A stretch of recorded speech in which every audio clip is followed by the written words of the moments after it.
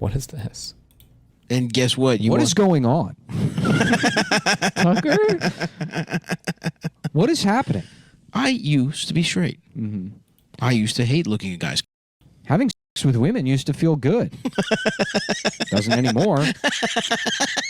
Feels kind of bad these days. What is going on? What's going on? When did it suddenly become better to guys? Which it is. Yeah. Which I love to do. And if you're having sex with a guy today, there's going to be a lot more of that tomorrow. Yeah, man. Tucker asked the hard questions. Mm-hmm. A little, what am I taking doing it a little that's too wrong? far. The headphones over. You're wearing a hoodie, and you put your headphones over it. Men used to wear their headphones normally. Not anymore. Now they act like. Now they're gay. Now they're gay. I'm kind of trying to do more of an 8 Mile And the Democratic style. Party wants this. Also, it's not that cold in here. California used to be filled with raisins. Now it's filled with garbage. It's dirty. Garbage that I can't stop putting up my ass. Yeah. You'd think somebody'd clean it up. Maybe I could shove it in my ass. Oh, man, dude. I love being stupid. Mm-hmm. It will never stop being funny to me. Right, you do just the bare minimum kind of impression of someone, and then you add, I'm gay. That's the recipe.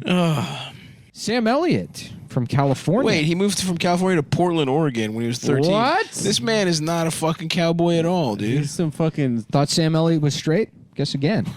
He's actually from Sacramento, California. And moved to Portland, Oregon at age 13.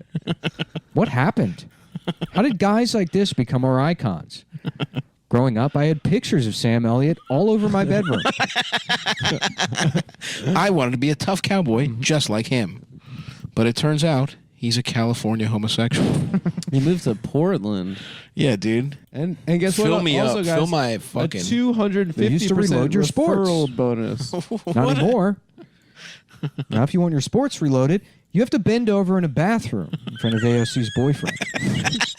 What is going on? Yesterday, I received a drawing of AOC putting his feet into my ass. Don't believe me? Take a look.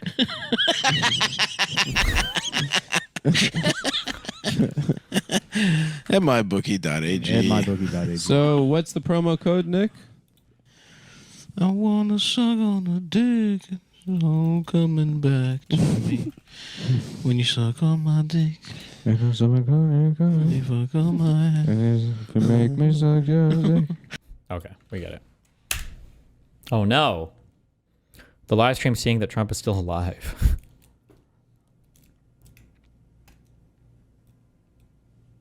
Oh look, this guy's doing the meme.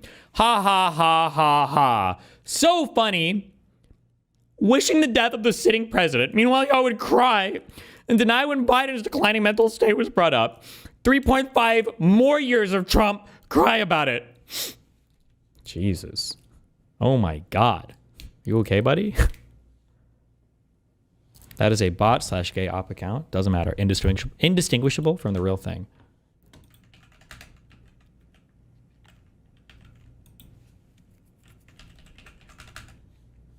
What is this? We got some trauma dumping going on over here. I mean, I gave up everything for this. I mean, you know, my wife is struggling. I'm not a victim. I'm not Jim Comey. It's fine. I did this, and I'm proud I did it. My wife is struggling. But if you think we're there for tea and crumpets, well, I mean, Cash is there all day. We share it. Our offices are linked. He turns on the faucet. I hear it. He's there. I think this is an old clip. How old? It's in like 6 o'clock in the morning. He doesn't leave till 7 at night. You know, I'm in there at 7:30 in the morning. You know, he uses the gym. I work out in my apartment. But I stare at these four walls all day in D.C., you know, by myself, divorced from my wife. Not divorced, but I mean separated, divorced. And it's hard. I mean... Yeah. Wait, what? Jesus Christ. Wait, what? Out in my apartment. But I stare at these four walls all day in D.C., you know, by myself, divorced from my wife. Not divorced, but I mean separated, divorced. And it's hard. I mean, you know, we love each other, and it's hard to be apart. But you doing... That's a crazy... That's like a slip of the tongue. You ever misspeak? around a partner and you know that that's like 2 days of fighting because of that one, you know you fucked up, so you're like, fuck. Why did I say that? I feel like it's a brutal misspeak. Jesus. Some great work. You straighten out the FBI. You moving buildings. There's a lot of change. Okay, one more thing. I mean, Wait, is he still married?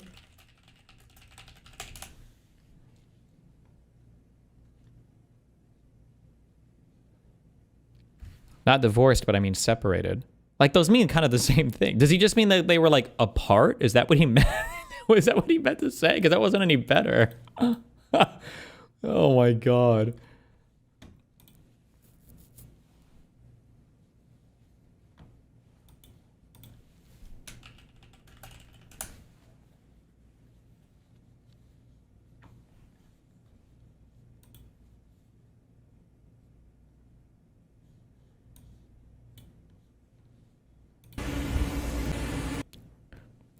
Three days ago. Speed gonna fire his production team after this mess up. All right, 3, 2, 1. Welcome to Speed Does America. Now enjoy the show and look at the tour bus. Let's go. This is the tour bus. Enjoy the show. Speed Does America, baby. Let's go. Let's go. The Speed America Toy spent cinema. This product is a fucking mess. The production on his last stuff was really good, wasn't it? Or how did it get fucked up? Or what?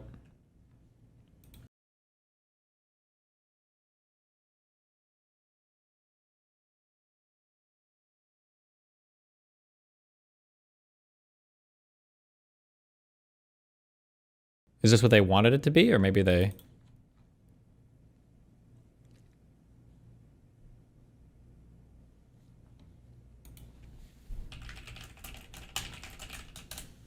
Did you mute it? No? It was supposed to go down to the dancers. They fucked it. The production. Uh-oh. Wait. Yeah, they fucked it. They fucked it. The production fucked it. Of course they fucked it. Yep, this production might be actually ass. They fucked it up. Oh, no. They actually. Uh-oh. Oh, no.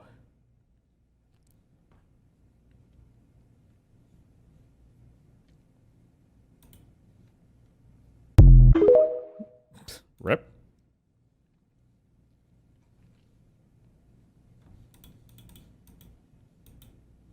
Oh, rest in peace to the Dexerto whatever Hasan guy on Twitter. Apparently he got the banhammer today. Dexerto Knox.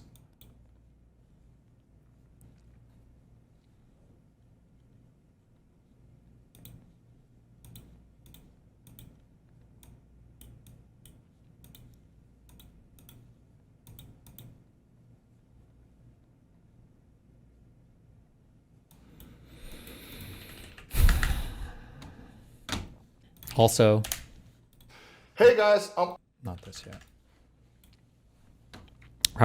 We're having some trouble in paradise right now. Bernie Sanders is lying to launder the genocide. Hasan is helping him launder it. He just gave a speech at another rally where he lies by saying no more money for the Israeli war machine that is destroying the people of Palestine as he basks in the applause and cheers. Ugh. Did he really say that? He didn't use the term genocide? Oh my God. And some of his, Hasan was watching that, and some of his chatters called out that blatant lie because Sanders opposes both an actual arms embargo, instead vowing to forever send jets, tanks, artillery, missiles, THAADs, Patriots, Iron Dome, David Sling, all the essential military infrastructure it needs to continue the genocide and its wars and invasions, hidden under the depraved liberal Zionist J Street, Matt Duss, concocted propaganda term of defensive arms. He also opposes any sanctions on his precious Israel. Literally zero sanctions. He does not support any economic sanctions whatsoever. In fact, his handler, Matt Duss, is it Duss or Deuce? Went in front of Congress and said how proud he was that BDS, which he called a radical anti-Semitic evil movement, would never be affected because it's ingrained in U.S. law that no economic sanctions are allowed to be implemented against Israel. Jesus. That we have right now. Oh, no. What did Hasan do? Oh, no. Another outfit? Wait, I'm serious. Does he ever wear the same outfit? Does he have a new outfit every single day? We got to end the absurd foreign policy that we have right now, which is spending billions of dollars to starve children in Gaza.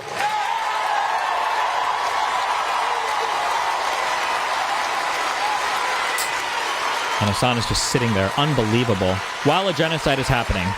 Unbelievable. Unbelievable.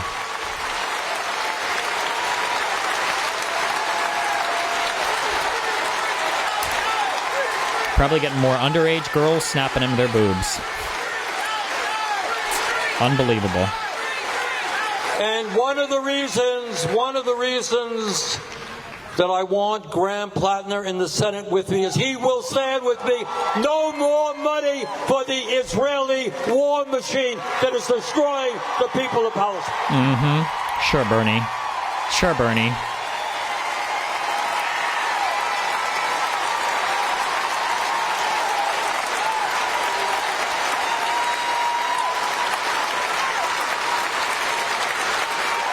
Dude. What? And let me It's just so funny. remind Chatter's all of you like listening to Bernie Sanders for the truth first of the time, matter not from is like that the in the perspective richest of a country fucking on earth and at a 15-second time clip. Shocked when that I he's got a saying this. lot He of hasn't concerns stopped about saying AI this since and robotics. 2016, okay? I don't know that we can get any. Oh, he's trying so hard to fight for his mainstream connections. Oh, look at his chat, though. Now call it a genocide, pussy boy. Now call it a genocide, pussy boy. What's this emoji? Emote? War. Of course, Genocide Bernie would say that. Genocide Bernie.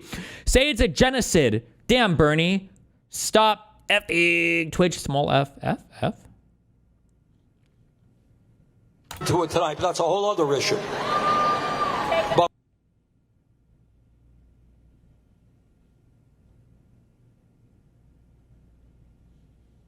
we have the potential to become Destroying the people of Palestine. Just say genocide.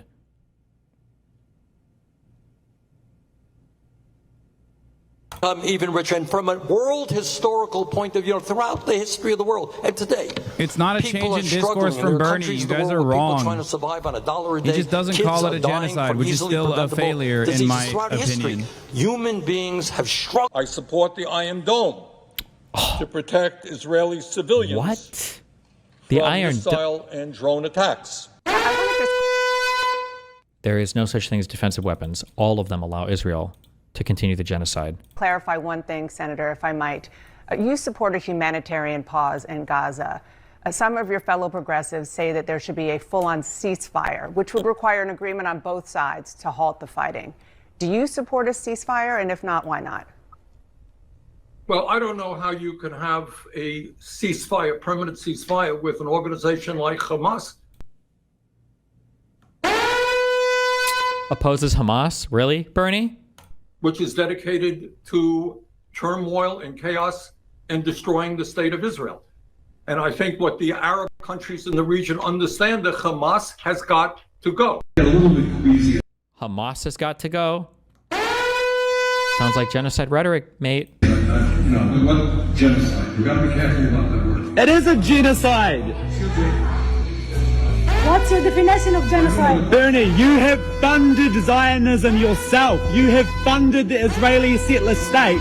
Here you are, pretending you aren't. It is disgusting. Liar, liar, genocide denier. Liar, liar, genocide denier. It's disgusting. It is reprehensible. You are a child killer. Israel, like the United States and every other country, has the right to defend itself against terrorism.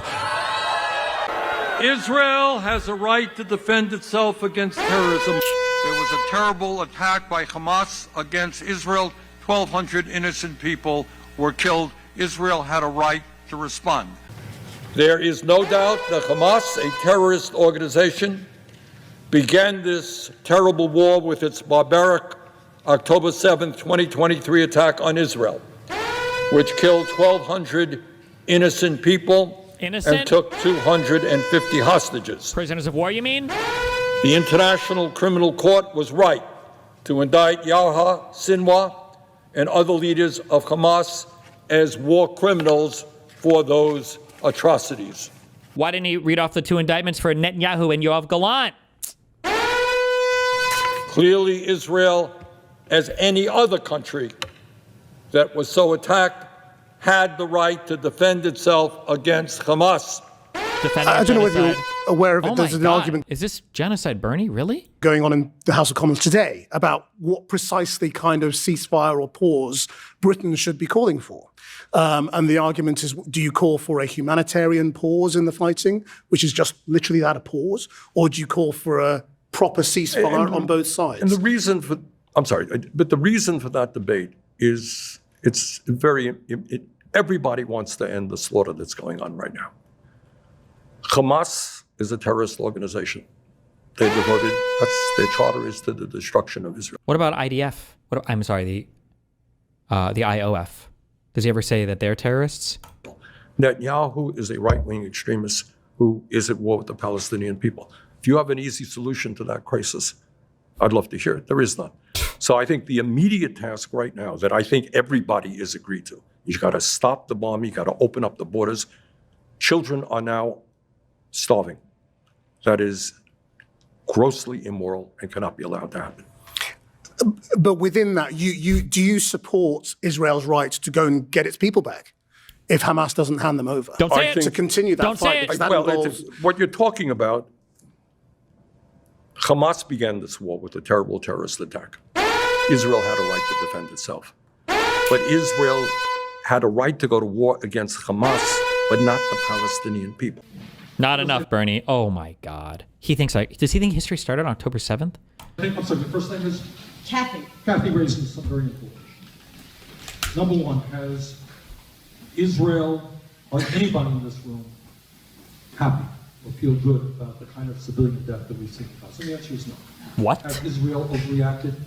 Have they bombed UN facilities? The answer is yes. That is terribly, terribly wrong in my mind. On the other hand, and there is another hand on this issue. Uh-oh. You have a situation where... Okay, we're done. Okay, done with that meme. Damn. Did you also see that apparently Hasan was saying no more BadEmpanada? He's out of control. He's too unhinged.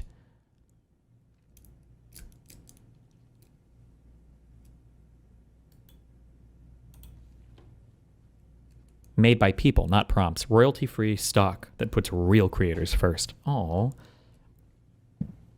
Wait. Thanks. I literally almost got scammed yesterday. I'm not even kidding you. I told the nighttime chat, but I fucking got scammed. I got an email that said you had a charge to a crypto account, and then I called the number. It looked so legit. Even the number was 1 digit off of the real PayPal phone number. I called it and it said, "Thank you for calling PayPal." The same sounds it makes on PayPal. And one of Rip's cousins or homies or some shit answered the phone, and he literally was trying to scam me. And before I fell for it, I told him, "Hey man, before I do this, you need to prove to me that you work at PayPal." And he started getting frustrated and was like, "You are wasting my time, sir." And I was like, "What?" And then he started yelling at me. And I was like, "What the fuck?" He started yelling. And I was like, "Fuck you." And I got hella pissed. And then he hung up on me. And then I called the real PayPal. And I told the lady that I almost got scammed by one of Rip's cousins. And she was like, "Who the fuck is Rip?" And I was like, "Don't worry about it. Check my account and make sure that shit's legit." And she did and said it's cool. So I got lucky.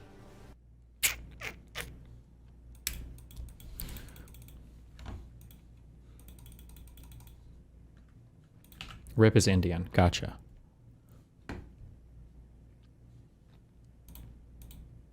Uh-oh. Oh, no. Oh, no.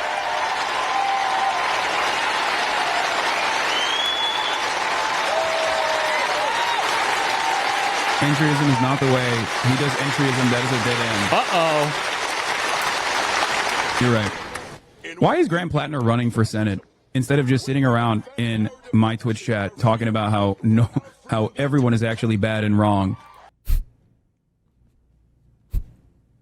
Where did that audience come from? I think we're banning all mentions of BadEmpanada going forward, by the way. We're banning mods. We should ban all mentions of BadEmpanada, and we should purge the community of all the fucking BadEmpanada enjoyers. No, it's done. I don't give a shit, okay? I don't care. Go watch him then, okay? He has sound critique and sound analysis. Go watch him, please. Why? Because his fucking loyalists are so unimaginably annoying. And it's really fucking annoying. Not even because it's like, oh. It's like his audience must get whiplash listening to this, right? Like, you brought him out, you weaponized him, and now you can't put him back. I feel like this is like, what is it, like Ultron? Or there's got to be 50 million movie references to this. Like, oh, he's saying something truthful, and that's actually undermining, you know, my liberal perspective or anything. It's annoying because it reminds me of how much of a fucking failure I am and how much of a fucking failure he is, because it shows me that people only listen. What did he say? Failure.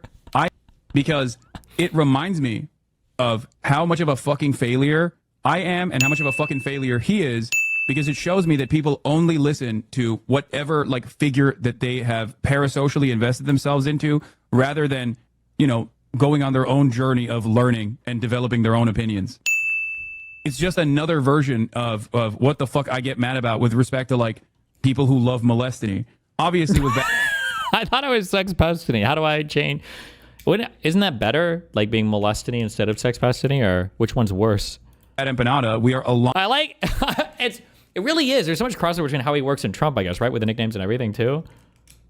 Like, where's the 50 Cent one? Why the fuck you gotta bring me into this, bro? Listen, I have nothing to do with this. Why the fuck are you bringing me up? Get mad about with respect to like, it's just another version of what the fuck I get mad about with respect to like people who love molestiny. Obviously with BadEmpanada, we are aligned on the ultimate goals, I think. Okay? But it's so fucking dumb and childish to come in here and be like, wow, well, he said this. I don't care. He is an irrelevant figure. He's even more irrelevant than I am. Okay? And I'm an irrelevant figure in the grand scheme of things as well. You guys have propped us up, myself and BadEmpanada and whoever the fuck you watch and listen to, as though we are these like these beacons, these political revolutionaries or whatever. Okay? It's not the case. It's not the case at all. What's happening? Are you okay, buddy? Accelerated fascist administration. He's also openly communicating that what Israel is doing with our support is a genocide. Fuck. So he absolutely passes that. He absolutely passes that bare minimum standard. These are my metrics. You might have different ones. And that's okay. Wait, he what? These are my metrics. Absolutely passes that bare minimum standard. Absolutely passes that with our support. This administration is not the case at all. Accelerated fascist administration. He's also openly communicating that what Israel is doing with our support is a genocide. Oh, wait. He's not talking about Bernie here. He's talking about that new, whatever that guy is running for. I don't even know what he's running for. Congress, maybe? So he absolutely passes that. He absolutely passes that bare minimum standard. These are my metrics. You might have different ones. Wow. And that's okay. But the thing I won't allow you to do is come in here and just fucking chirp because you watched a fucking YouTuber. Ooh. And you're just trying to relitigate his anger in here. Because it makes me feel like you don't have any fucking stake in this at all. And for you, praxis or political action and political... Oh, we're talking about praxis now? Oh, boy. Engagement is simply yelling in a fucking Twitch chat. And that's morally repugnant. Okay? It's disgusting.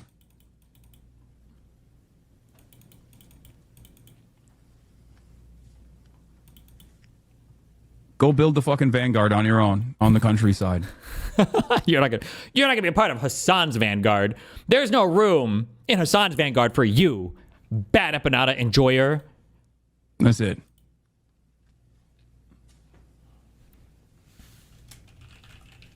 It's so fucking sad. These fucking people. Like, you're no different than DGGers, just so you know. Just because you're doing it at the behest of what you assume is like creating a Marxist-Leninist vanguard or something, or exhibiting revolutionary class politics in your mind doesn't change the dynamic at all. You are literally doing the exact same thing. You are simply wearing politics as a sleeve to advance drama. It's fucking idiotic. It's childish. It's what? Parasocial. It fucking disgusts me. Wow. Jesus. That's it. Whoa, dude. Yeah. Chill. You're You're just being doing anti-Semitic. Yeah, calm down, man. That didn't really work with the anti-Semitism.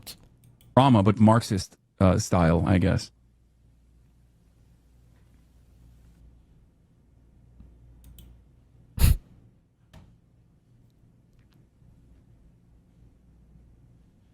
Rip.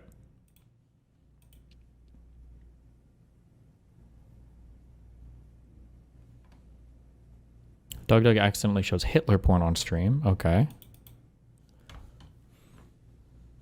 Wait. BadEmpanada being transphobic. What? BadEmpanada is transphobic? Say it ain't so. 465 comments on the Hasan Piker subreddit. What? You could be trans and a bad person. Saying that people pretend is legit. So stupid and bigoted. Is BE allergic to being chill? Bro, they literally do the Eurasia thing. Fuck.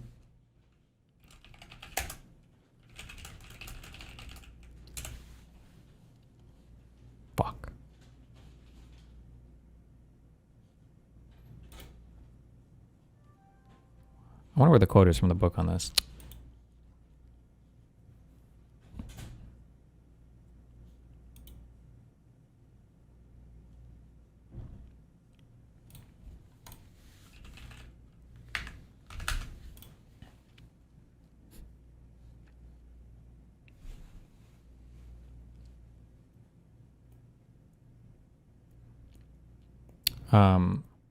Okay. It's just very funny to me. Winston was gelatinous with fatigue. Gelatinous was the right word. It had come into his head spontaneously. His body seemed to have not only the weakness of a jelly, but its translucency. He felt that if he held up his hand, he would be able to see the light through it. All the blood and lymph had been drained out of him by an enormous debauch of work, leaving only a frail structure of nerves, bones, and skin. All sensations seemed to be magnified. His overalls fretted his shoulders, the pavement tickled his feet, even the opening and closing of a hand was an effort that made his joints creak. He had worked more than 90 hours in 5 days. That's how much I work, by the way, every week. So had everyone else in the ministry. Now it was all over, and he had literally nothing to do. No party work of any description until tomorrow morning. He could spend 6 hours in the hiding place and another 9 in his own bed. Slowly, in mild afternoon sunshine, he walked up a dingy street in the direction of Mr. Charrington's shop, keeping one eye open for the patrols, but irrationally convinced that this afternoon there was no danger of anyone interfering with him. The heavy briefcase that he was carrying bumped against his knee at each step, sending a tingling sensation up and down the skin of his leg. Inside it was the book, which he had now had in his possession for 6 days and had not yet opened nor even looked at. On the 6th day of Hate Week, after the processions, the speeches, the shouting, the singing, the banners, the posters, the films, the waxworks, the rollings of drums and squealing of trumpets, the tramp of marching feet, the grinding of the caterpillars of tanks, the roar of massed planes, the booming of guns, after 6 days of this, when the great orgasm was quivering to its climax, and the general hatred of Eurasia had boiled up into such delirium that if the crowd could have got their hands on the 2,000 Eurasian war criminals who were to be publicly hanged on the last day of the proceedings, they would unquestionably have torn them to pieces. At just this moment, it had been announced that Oceania was not, after all, at war with Eurasia. Oceania? Oh shit, I thought it was Oceania. It's Oceania, I think. Oceania was at war with Eastasia. Eurasia was an ally. There was, of course, Oceania, right? Yeah. There was, of course, no admission that any change had taken place. Merely, it became known with extreme suddenness and everywhere at once that Eastasia, and not Eurasia, was the enemy. Winston was taking part in a demonstration in one of the central London squares at the moment when it happened. It was night, and the white faces and the scarlet banners were luridly floodlit. The square was packed with several thousand people, including a block of about 1,000 school children in the uniform of the spies.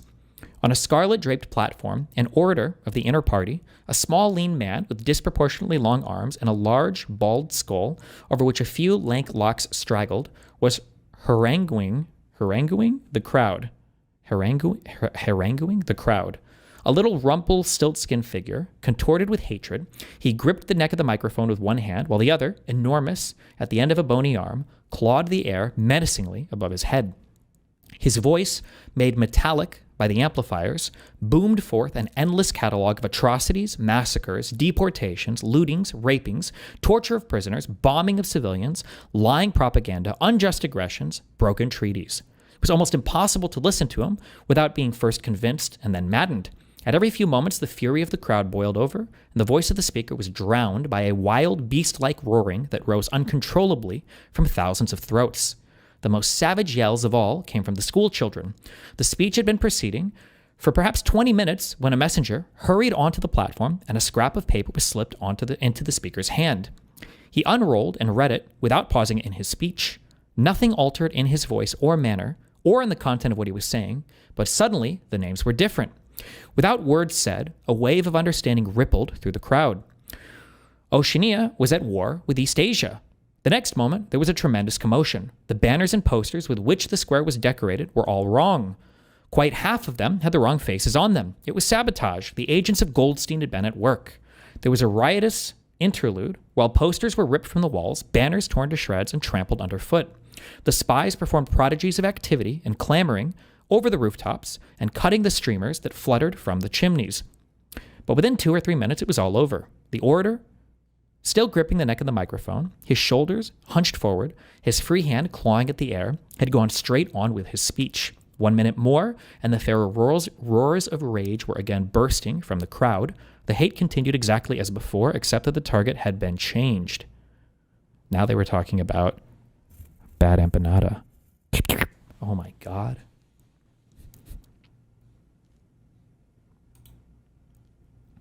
What am I reading? Literally 1984.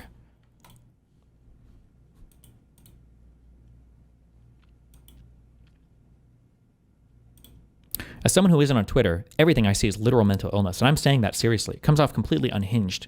And now I see why Hasan would say this. It's almost like Hasan said it before.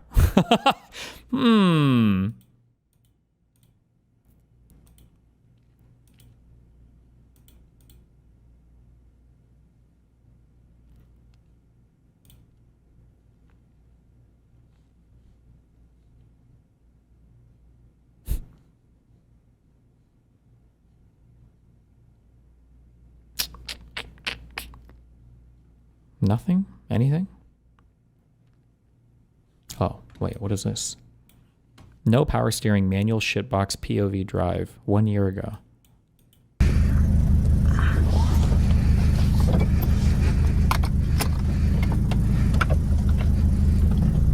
Wait, have we watched this? I feel like we've watched this.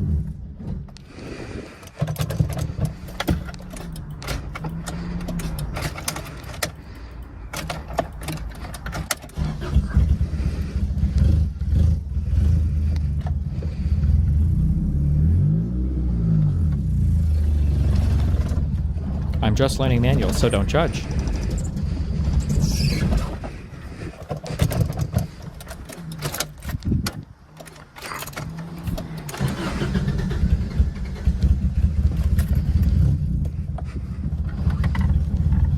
Why are we watching this?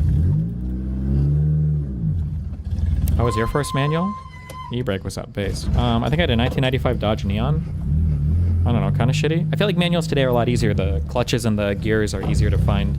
Like, I think it's a lot harder to kill a car today. It feels like it. I could be wrong. It's the feeling I have.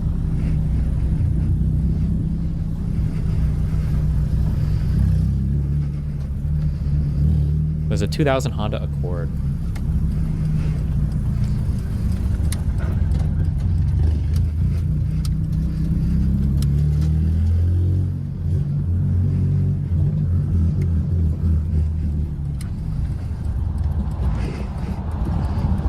Definitely not the best car to learn manual. Paid $1,400 and it's a 24-year-old shitbox.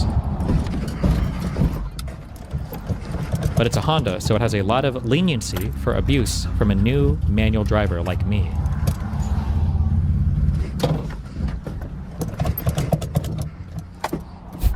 This is so stressful. Jesus. This is a troll video, right? It is a troll video.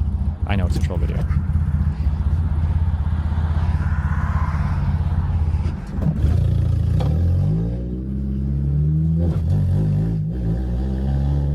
Let's go.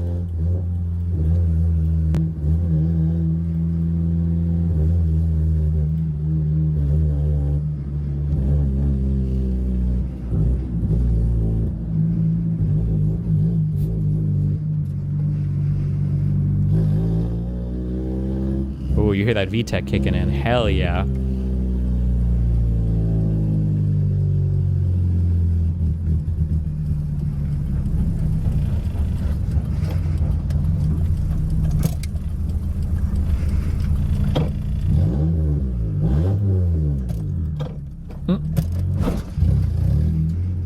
He's got it, he's got it, he's got it, he's got it.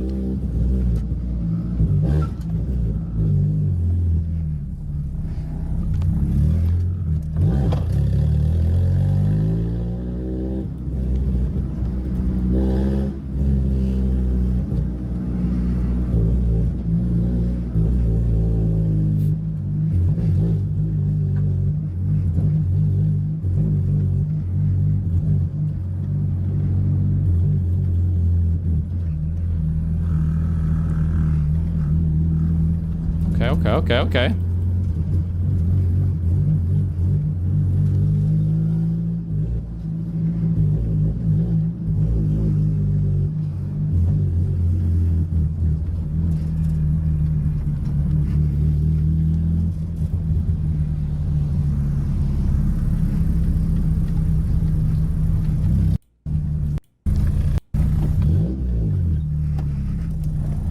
Yeah.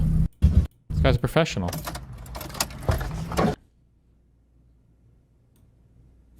This same guy later that day.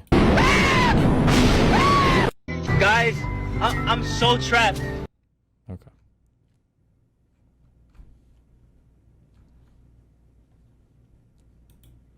You seen this yet? Quick 1-minute meme for my favorite YouTubers. Jesus. At Destiny H3 Pot. No. Shoe Nice, you need help.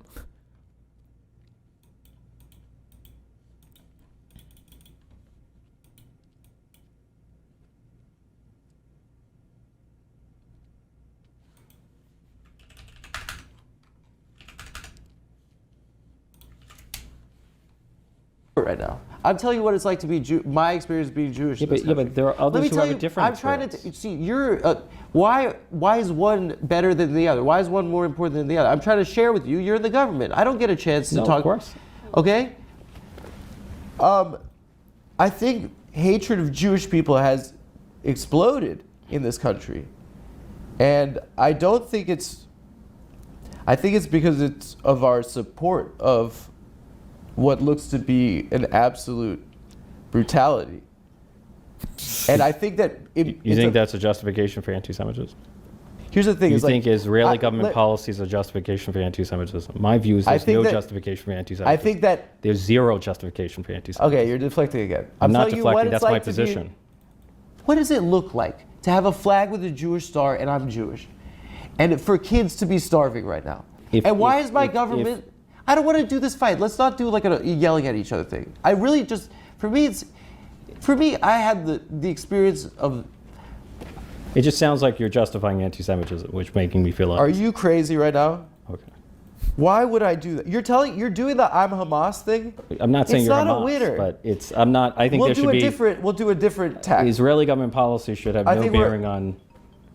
If you have disagreements with the Israeli government, you should voice your criticism of the Israeli government. But there is no justification for intimidation or harassment against American Jews. I'm telling you as a Jew right now that we are receiving a lot more hate because of what the people with the flag that has a Jewish star on are doing to other people right now. That might be. And I'm telling you as a Jewish person how painful it is for us to say, and it hurts my stomach to say this, and you're going to say, I disagree, that this is a genocide. So I have to get my Mossad talking points when the Jew stuff comes on. And that hurts to say that a Jew could do that. It hurts because we grew up with learning about what hatred is. We grew up learning about this. And the same year the state of Israel was established, in 1948, the world saw the Holocaust, and they established standards for what a genocide is. It was the same year. And the world said that this shouldn't be a thing that happens. You know? And I just wonder, like, it doesn't make sense to me, I don't know, it doesn't track to me why there's this fixation with kids at a school and 2 examples of people at a restaurant that there was banging. 2 examples. I mean, there are surveys on it. Give me read the EDL surveys on it.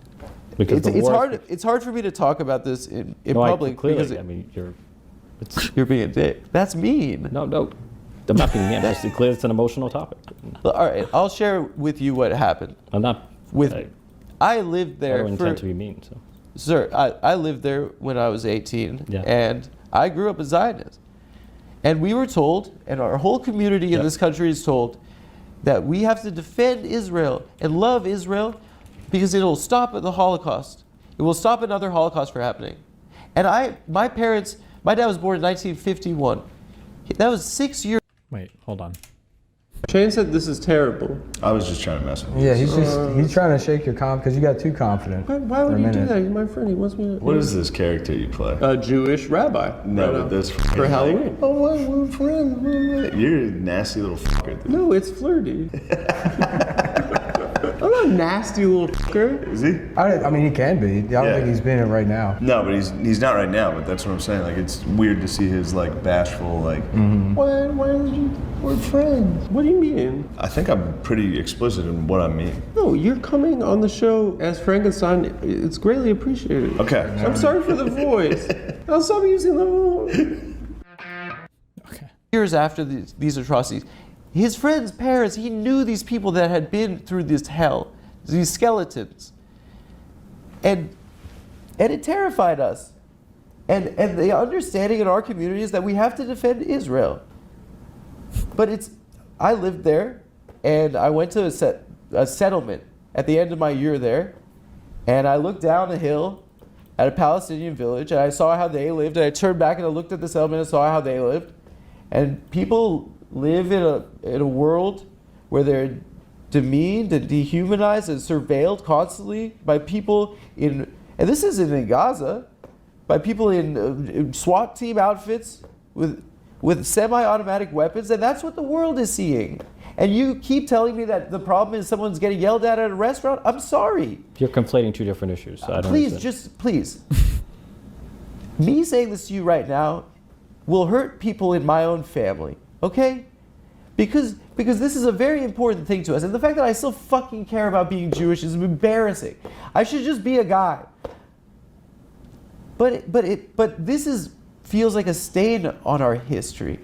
And it feels like it's changed what being Jewish is.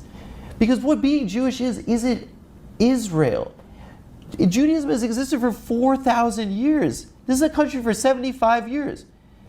You know, like, it is the oldest, one of the oldest monotheistic religions.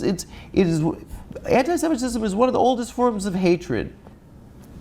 People in my life are going to be mad at me about this, but I'm saying this because I am Jewish. You know, and I don't understand why you would be. Look how you define. I want to. I feel like I'm here to be lectured, not. Shut up. That's not nice. You can't talk that way. Why are one set of Jews more important than others? No one's saying any. What happened? You went to the beach in Israel? You went to a restaurant or something? Is this not a bit? A nice restaurant? No. Like, listen. Never even been to the Tel Aviv Pride Parade. So this is the year 2025. Okay, getting food. 1 sec. The world is seeing something that looks terrible, and it's being done in my name, and I don't know what to do. But the war began on October 7th. No, it didn't. Yes, it did. Yes, when Hamas systematically murdered and made, and you want. Okay. Look, we're going down a rabbit hole. We fundamentally disagree. No. But Hamas murdered and maimed you're doing the and TV mutilated thing. Don't do and TV. abducted and tortured Don't do TV. thousands of people. That's not television. That's a fact. That's reality. You can deny it. You can I'm not downplay denying it. October 7th. Well, you seem to be You're doing the trivializing I'm pro it, so- October 7th. You're doing I'm pro Hamas. I never said you were pro Hamas. You're putting words in my mouth. It is. But you seem to be downplaying it. There, for the last 17 years, people have been under a blockade where they cannot leave. If you were born in a place and there's a fence there and there's a guy with a gun on the other side and he says you can't go anywhere, would you like that guy?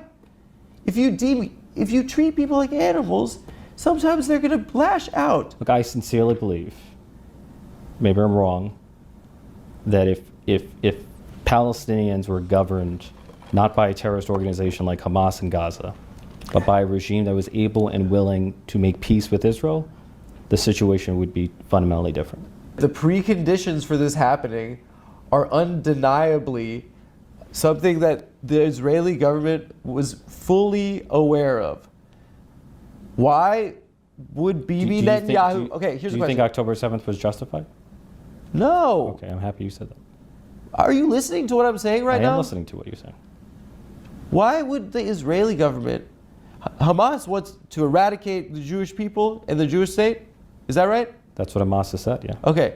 Then why would they directly give Hamas money, literally bags of cash in suitcases through the Qataris? Nearly, I think over $1 billion in cash. During this last 17 years. That's a fair point. It's a great question. If one of those kids at Columbia wrote a $5 check to Hamas, you'd say send them to Gitmo for being a terrorist. It's a fair point. Does that make Benjamin Netanyahu a terrorist? He's supporting terror. The United States, it seems to me, the United States and Israel could have shut off the spigot and did not do so. I don't know why, but that was... He didn't directly give him cash, unless I misunderstood that, right? It was facilitated money transfers from Qatar. You can say, well, why didn't they turn off the spigot? But I mean, he said it earlier. If you turn off the money to Hamas, Hamas is the government of the Gaza Strip. So what are you going to do? Just like turn off the money and then have the entire like Gaza Strip just collapse? I mean, like, I don't know what do you want to do there, right? Because if you cut off the money, people are going to be crying that they want aid to go in anyway, that now they're not getting any money. So, I mean, I don't know. It was a failure. There's no question. I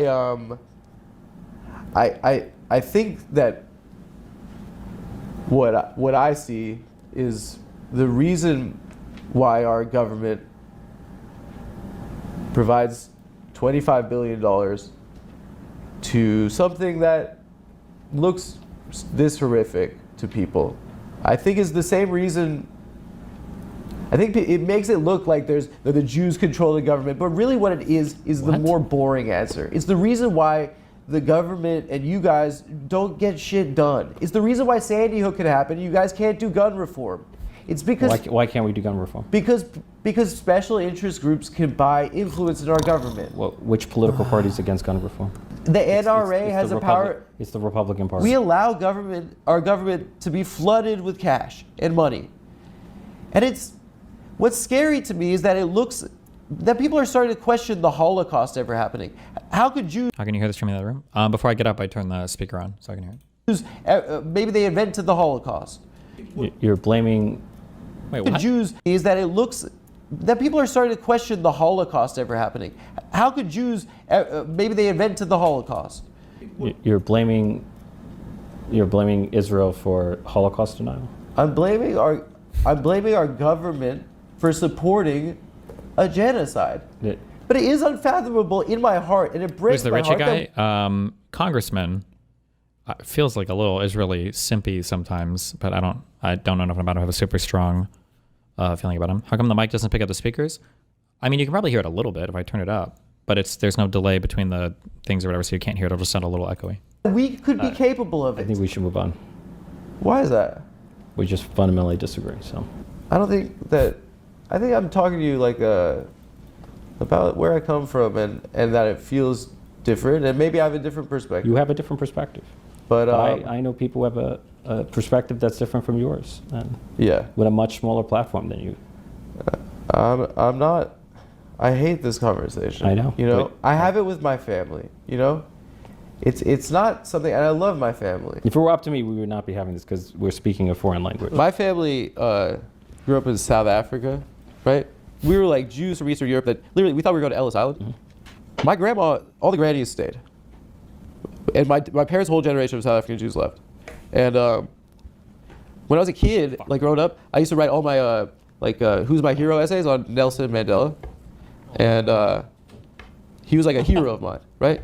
And he was also, in prison, and for terrorism too. I don't want to get it. You're gonna go Hamas is what I don't want. I'm not debating Hamas is good.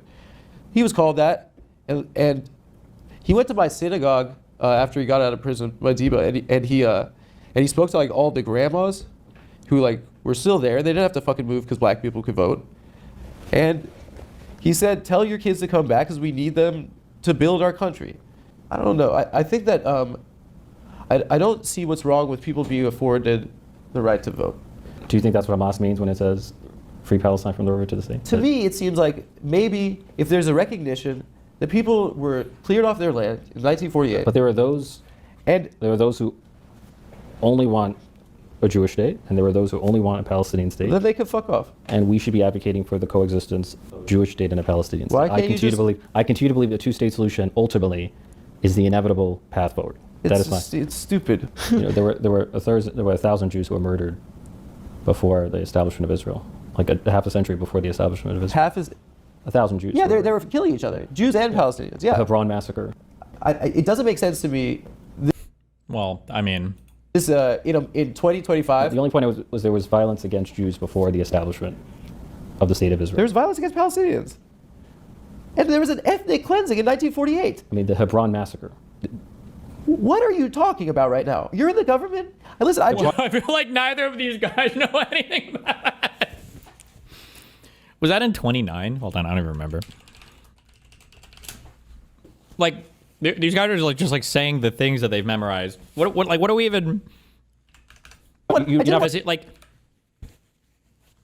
Depending on how deep you want to go, they both technically have counters. Like, some Jews survived the Hebron massacre because there are Arabs that hid them in their houses, from other Arabs. And that was still not good. It was a bad massacre. But then also this idea of there was an ethnic cleansing in 48. Yeah, it was after a war started. First a civil war from the Palestinians against the Israelis, and then a war with all the surrounding Arab countries attacking. But I don't know if either one of them has any idea about any of the things they're talking about. They're just like talking point machines. What are you talking about right now? You're in the government. Listen, I didn't want to argue. Wait, I'm sorry, you're not familiar with the Hebron massacre in 1929?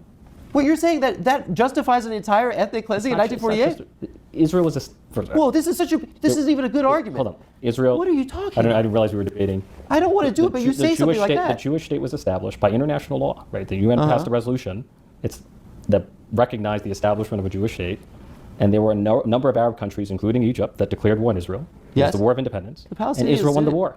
The Palestinians didn't declare war on them. They were just people that were living there, and they were kicked off their land. By the way, there were 800,000 Jews that were ethnically cleansed. Like Richie Torres doesn't even technically it was the Palestinians, I believe, that started the conflict in 47. They started it technically. Well, not technically. They just did. Well, I mean, they weren't happy with the resolution 181 or whatever for the partition. But they're just like machine gunning out talking points, I guess. Okay. Do you know what? There were Jews. You know how many Jews there are? Not in the by Arab the world? Palestinians. Almost none. I'm not talking about I'm talking about the broader Arab So world. why do the Palestinians have to bear the responsibility of the Algerians kicking the Jews out? You can relocate. Why do the Palestinians bear the responsibility of Egypt invading 1948? Israel's been a state for 77 years. Bro, it's so depressing what you're saying right now. You're proposing to undo an established state? No, I know people that live there. I have family that live there. I don't think that they should leave. What are you proposing? I'm proposing a democracy. I'm proposing an extensive demographic study of what was taken and what was lost, extensive reparations for what that was taken, and a truth and reconciliation process where we can end this shit. What we're seeing right now is that members of the Israeli government are talking about clearing that shit out. And Trump, our president, is talking about putting a fucking jet ski museum there. And that's the reality right now. That is the far right, yes. It's That's the a far view that right? I reject. So. What the far right? I'm talking about the government and the generals that are in charge of Israel. The Ben-Gavirs, the Smolters of the world, that's a view that I They're reject. the cabinet. Yes, and I reject them. That's what Hamas is saying they want to do to Israel. I'm sorry? Hamas murdered thousands of people, so there's no... So what does that mean? that Hamas is a terrorist organization for murdering innocent children and civilians. How many civilians have been killed in this war? The war is a tragedy, but 90% of them have been. 90% of them have been civilians. They've killed journalists. They've killed journalists. People have been killed in a war. It's been a tragedy. They've killed people waiting for aid. But you're suggesting that it is the policy of the Israeli government to murder civilians, and that is a notion that I reject. You gotta listen, man. You gotta be like a human being about this. People who are dying in the war, which to me is a tragedy, because war is a tragedy. Do you feel in your heart that this is what you're saying is right? If you remove Hamas, you don't actually think that. that. I told you what I believe. Don't tell me what I believe. I've told you what I believe. Why would you believe that? Because there are people who see the world differently. I know it's a shock to you, but there are people who see the world differently from you. But why? I know that's a shock to you. Like it seems a little bit like the humanitarian crisis has deteriorated. I don't want to be disrespectful like this. You've been at various points. In what capacity? You've just been hostile. So. In what capacity? It's fine. It's just been a gotcha interview. I think that my conscience is clear, especially as someone that's lived there and seen it and loved. What the fuck, bro? What? People that live there, and he did it. This sucks. He saved the Palestinians. I really didn't want to do this, and I think that you saw it as gotcha. Well, this is what people are talking about right now. Well, not in the South Bronx. People are not talking about Israel. People are talking about how to put food on the table and pay the bills. Yeah. Maybe in your world, that's what people are talking about. No, in my world, people are struggling. So. Yeah. Then why, if people are struggling in your world, are you paying $25 billion? We have a $7 trillion budget in the federal government. Yeah. Right. So it's not that much money. Less than 1%. So there's a little money with Israel. In the grand scheme of the federal budget, yes, it's minuscule. I'm sorry, dude. You're bummed. Your consultants told you not to do it. I like this guy a lot too. I hate this. It's so embarrassing. I don't have anything to hide. I'm willing to go anywhere. No, man. I'm sorry. I appreciate your time. Listen, having this opportunity is a big deal. I don't get to talk to someone in the government that's taking part in these big decisions like this, and well, only one of 535. So. Well, I'll talk to another one. Which one would like me? Virginia Fox?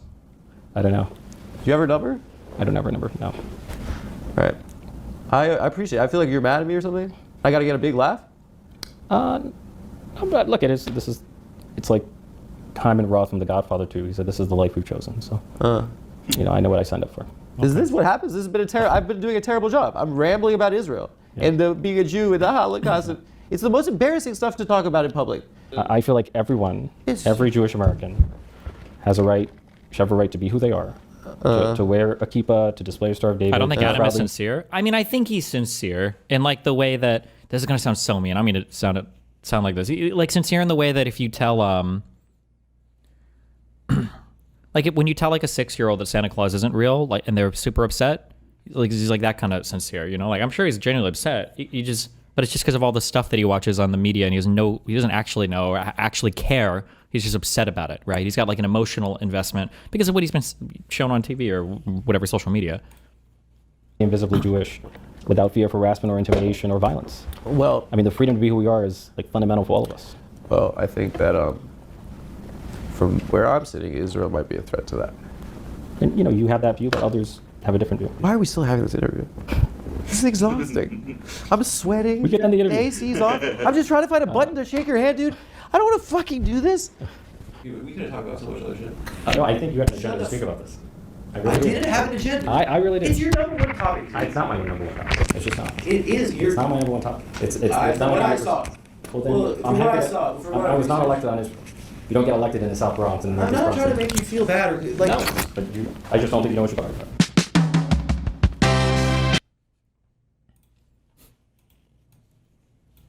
Ukraine. Oh, we watched this. You remember, right? What side are you on that? I'm on I'm on nobody's side. I mean, I think Vladimir Putin's bad, and what he did was wrong. You are so brave.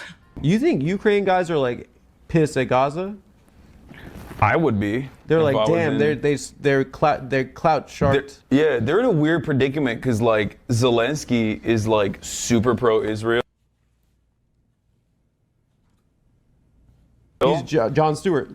He's the John Stewart of. Fuck. Okay, I didn't know Dan's clip had a bunch of shit interspersed, but he memes up. He has no problem like memeing up the Ukrainian stuff. I just. Here's my perspective. If the first time you've ever complained about death in the Middle East is the Israel-Gaza war, this one is the only time you've ever opened your mouth about it, you don't give a fuck about anything going on there. You just want to jump on the bandwagon, which to some extent is okay. That's how we learn about things.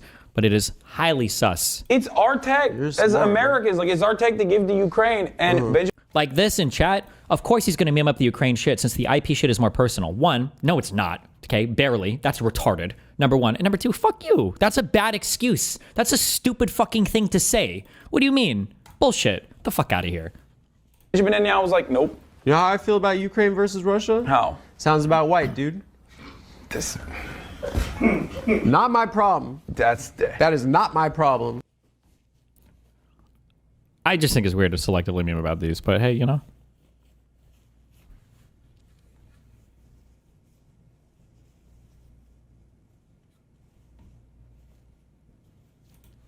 More personal to him, I mean. He's less invested in the Ukraine conflict. No, I don't believe you, and I know that's not true. If there wasn't all the social media attention and all the lefty bullshit on Israel-Palestine, him living there for a year, 20 years ago, however long ago, would not give him a personal investment into the conflict of the reason. I don't believe that. I don't believe it for a second. I don't believe it for a microsecond. Don't believe it for a microsecond.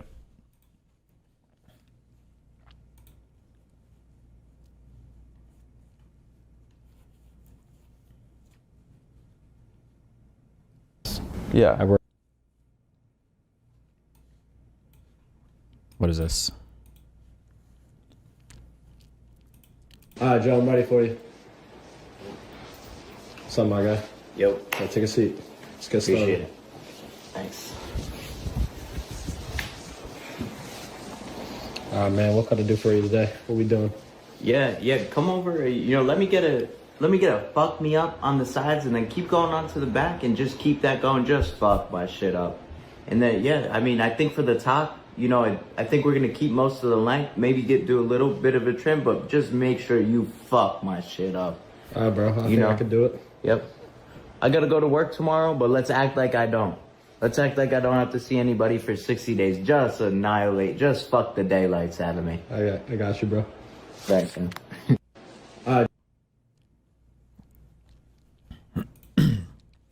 What do you mean you don't believe him? He's talking about it for ages. You can call it dumb, but he's more invested in the IP conflict. If he is more invested in it, then maybe in the same way that a kid with Down syndrome might be invested in the outcome of a superhero cartoon, I guess. I would expect the conversation about it to be a bit more mature than just repeating literally the same 4 rehashed talking points that a girl who just picked up her septum piercing and got on Twitter for the day would tweet out, after showing her friends how cool she was and what she was on Israel-Palestine. But I don't know. Maybe I'm retarded. I don't know. When I give a fuck about something, I feel like I want to show at least a little bit of interest. Even for things I don't give a fuck about, I feel like I would show a little bit of interest. It just feels very alien to me to claim to care so much about something, but then to give the most double shot mocha frappuccino takes, the whitest of white girl, blonde hair, lives in Brooklyn, lives in upper class society, never given an actual fuck about any other thing in your life. To give those types of takes about something you care so much about, you're so invested. I don't believe it. I don't believe it. I'm sorry. I don't. It feels very ingenuine to me. It feels very performative.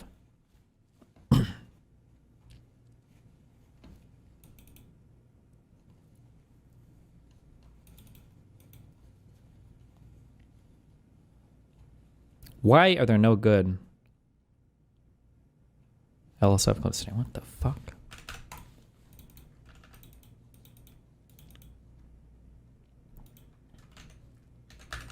What's on the streamer corner? We got the BadEmpanada stuff. Hasan is jealous that his community thinks BadEmpanada knows more than him. Attitude that a lot of people have. Is this another shirt? Was this from the same stream? There is this attitude that a lot of people have that is very frustrating. I know more about this back end than he does, okay? So shut the fuck up. The attitude that a lot of people have... Know more about this back... from Progressive... Why is Progressive Victory on stream? Why are these people... Bro, how do I... Main character syndrome. Jesus. And explain Jews in Israel who feel the same. The only thing that Jews in Israel feel are these nuts, okay? Boom! Also... Fuck Jews in Israel, okay? we are anti-Semitic against Jews in Israel because those motherfuckers supported Donald Trump. So fuck you. Fuck the funding that you guys get from us, okay? You motherfuckers need to support the Democratic candidate next. So Netanyahu and his little friend Trump can go march their, little baby nuts to the fucking Gaza Riviera, all right? And in the meantime, I hope that they keep Alcatraz open, and I hope that they, call it Auschwitz-gator Alcatraz only for the Zionist Israelis, Jews, only those ones. American Jews are generally chill, but the ones over there, fuck them. Give me the VOD for this. I want to see where this came from. Somebody link me. I'm curious what he was talking about here. Nice deflection. Nice deflection about what? You think most Jews in Israel are cool with Hamas? I don't know what the fuck what you think you're talking about, what you think you're saying. How do you think Netanyahu has managed to the last 30 years in Israeli prime ministership? What 20 years have been conservative? How many years was Omerta for? 2? What do you have? Netanyahu, Sharon Peres? How many of the last 3 decades? How many were conservative? What are you talking about? Do you think all these bleeding heart Israelis care? Like, you understand that when you live in a region where you're getting terrorist attacked constantly by people over and over and over and over and over again, and then October 7th happens, these people are posting videos of how fucking epic it is that they're raping and murdering people and shooting fucking like porta potties. I'm sorry, it doesn't engender a lot of sympathy for the people that live there, believe it or not. There were literally people protesting Netanyahu to free the hostages. Yeah, those people do exist in Israel. B'Tselem comes from Israel. Yeah, there are lefties. There are those people in Israel. But I think, by and large, especially given all of the military success that Netanyahu has had and given the rest of the world's view of the region, I don't know. I mean, there's a reason. There's a reason. I'm just saying. There's a reason why that country has leaned right for so much time over the past few decades.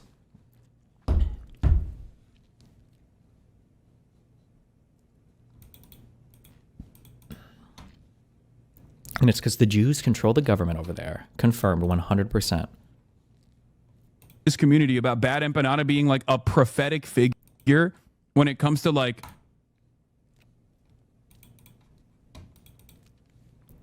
Where does this clip come from? Are you guys gonna make me look for it? Where are my Hasan obsessive viewers in chat?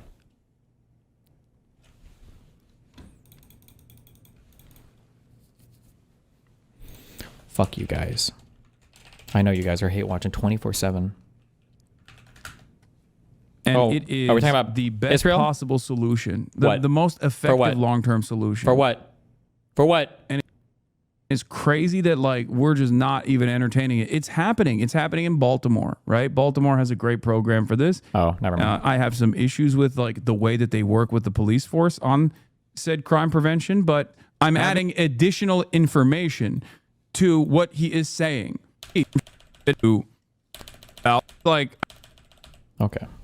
This is a slop tubers who we've covered on this channel have been paid by... Oh, 4 days ago they were still friends. Oh no. Oh no. By Zionist organizations for quote-unquote advertising services. And the only reason that we know this is because of FEC filings where these sorts of payments have to be disclosed. It's likely that behind the scenes they're receiving even more money. So all of this is publicly available information from the FEC website. You might said with no evidence, okay. Might know about Progressive Victory. This is a political action committee founded by Destiny and Brianna Wu, basically to steal money from people. I don't think I have anything to do officially with this organization.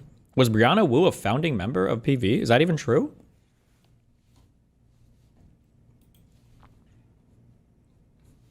Under the guise of them donating it to the Biden election campaign. And in the 2-year period from 2023 to 2024, they distributed a handsome $1.2 million to themselves and people associated with them, basically for 2 things: to do Zionist propaganda and to kiss the ring regarding Destiny and... I don't think it's I mean, this is BadEmpanada's drama side, muddying the waters a little bit. Because, it's not just about that. That is a function of it, for sure. But I it's not just that, right? Like they probably did, because I remember they were doing like activations with like politicians and shit, right? Like real politicians, not just like specifically using it to do Zionist propaganda. Just shut up and listen to the vid, man. Okay, there is this attitude that a lot of people have that is very frustrating. I know more about this back end than he does, okay? So shut the fuck up. What do you know about this back end? What do you? These are all public filings. What back end are we even talking about? The attitude that a lot of people have in this community about BadEmpanada being like a prophetic figure when it comes to like political discourse is actually starting to fucking annoy me, and I'm sure it annoys him as well when people behave in this like incredibly parasocial way. Please, I'm adding additional information to what he is saying, okay? As someone who is more knowledgeable. Put the reaction in the bag. Oh no.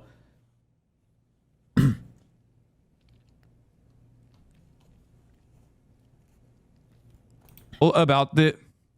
I know they sent money to the orbiters, you fucking moron. I know that already. I'm going to get to it. I'm saying that's only one component of it. Okay? This is an organization that I'm familiar with, that I refuse to work with for that reason. Shut your stupid fucking mouth up. Okay? I know more than BadEmpanada on this. And I know more than you on this too. Please, shut your stupid fucking mouth for one goddamn second. Before immediately going, the BadEmpanada knows more than you. Like, shut up. What is there to know? It's just, everything is just public. Is there anything secret that he knows? What is there to know about this? Jesus Christ.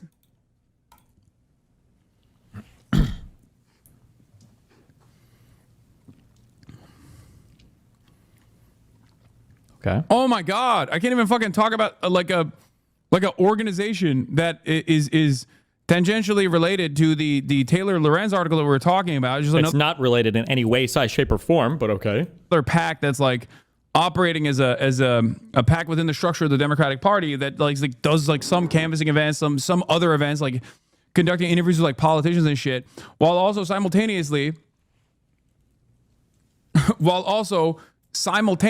they were, you know, it was mostly being used as a slush fund for Destiny's best friend. Okay? Not criticizing him and not going after him for his sex crimes and stuff like that. So you go to the publicly available. Yeah, this is one instance where BadEmpanada, you were completely aligned and chatters are still drama farming. It's fucking mind-boggling to me. Oh, Shonda Black. Oh, that's so cute. See, they don't have to have chorus because they literally have it right here with Hasan. Right? This is their daily training session, the daily meetings. They go here and they watch him. They do their presentations in the morning before stream. Then once they see that he's live, they turn their streams off and host into him. And then they sit and watch for instruction. Like, he's not even wrong. There's just some stuff that he's getting. There's just some stuff that he's not aware of. Okay. See website. You look up Progressive Victory PAC. You go to disbursements, and you click on other disbursements. $1.3 million spent. Okay. So you increase the amount of results per page and search the page for advertising services. And by the way, just as a heads up, which is why I have no moral consideration for Hasan, don't give a fuck about him or anybody involving any of these fucking people, okay? And fuck Ethan and anybody else that gets mad when I fucking say this shit. This is just a full dox of every single person.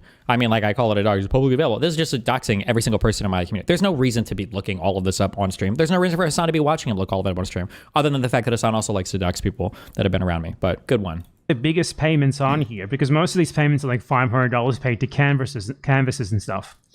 Some of the biggest payments on here went to like people in Destiny's orbit for God knows what. These are like relatively small streamers who clearly have no real pull, and paying them for advertising services is fucking insane given that they have no pull. What's it's like that was literally me on screen, Lympheo Destiny. Hunter Avalon. There's like a lot of orbiters. There's a dude who is literally Destiny's chef. Like he used to sometimes appear on his videos named Lycan, who's just his chef apparently, and he gets paid there as well. And it's just like, not for being my chef, not for anything related to me. There is no, what is this? Wait, they paid out creators directly through the PAC. Are they stupid? I think so. That's it. You think so? Do you have any idea what you're looking at? Do you know what this website is? Do you know what it tracks? Do you know what anything says? Can you read? What do you think this is? Yeah. Dylan Burns, Hunter Avalon, Hutch, Destiny. Yeah, nice. Just full on docs, addresses and everything. Not on stream, by the way. Also, fuck you, Twitch. What a disgusting fuck organization. And that Dan Clancy fucking dude, too. Nice one. Good one. No punishments, no fucks given, no care in the fucking world for the Turk fucker over here to just sit here and, yeah, that's a good one. Good one, guys. His own personal chef. Like, this is Yep, keep scrolling. what happened. This is what took place. Nice. Oh, look, Okay? oh, And good the job. PAC Yeah, you got actually him. did, Nice, nice. Yep. Unironically, raise a bunch of money off of, like, people who thought that they were giving money to a political action committee that was going to go around and you know, do door knocking campus operations, which they did, but then also turned around, but also. It's first of all, I don't. What is he? Is he implying that we didn't do anything, or what is he? Does he think the money was just for? Enormous magnitude of what has been accomplished. We've just been tabulating the numbers, and they're massive. So we're talking about 1.6 million total voter contacts this year. Damn. Wow. Okay. Yeah. 340,000 doors knocked, and that especially is DGG related. I mean, we had a lot of people come from a lot of different communities to do stuff, including our relevant who's on stream. I saw IRI on earlier. You all have recruited a lot of people too, but the door knocking has come almost exclusively from DGG, and 250,000 of those 340,000 doors came from the Campus House program. Again, the vast majority of those members were DGGers. Wow, and, really? Yeah, and so many of those voter contacts, like they wouldn't actually have happened at all. Is it just like? But then, after they do that, they run home to cook meals for me, I guess. Also turned around and basically created this fucking like pay structure for a bunch of Destiny's friends.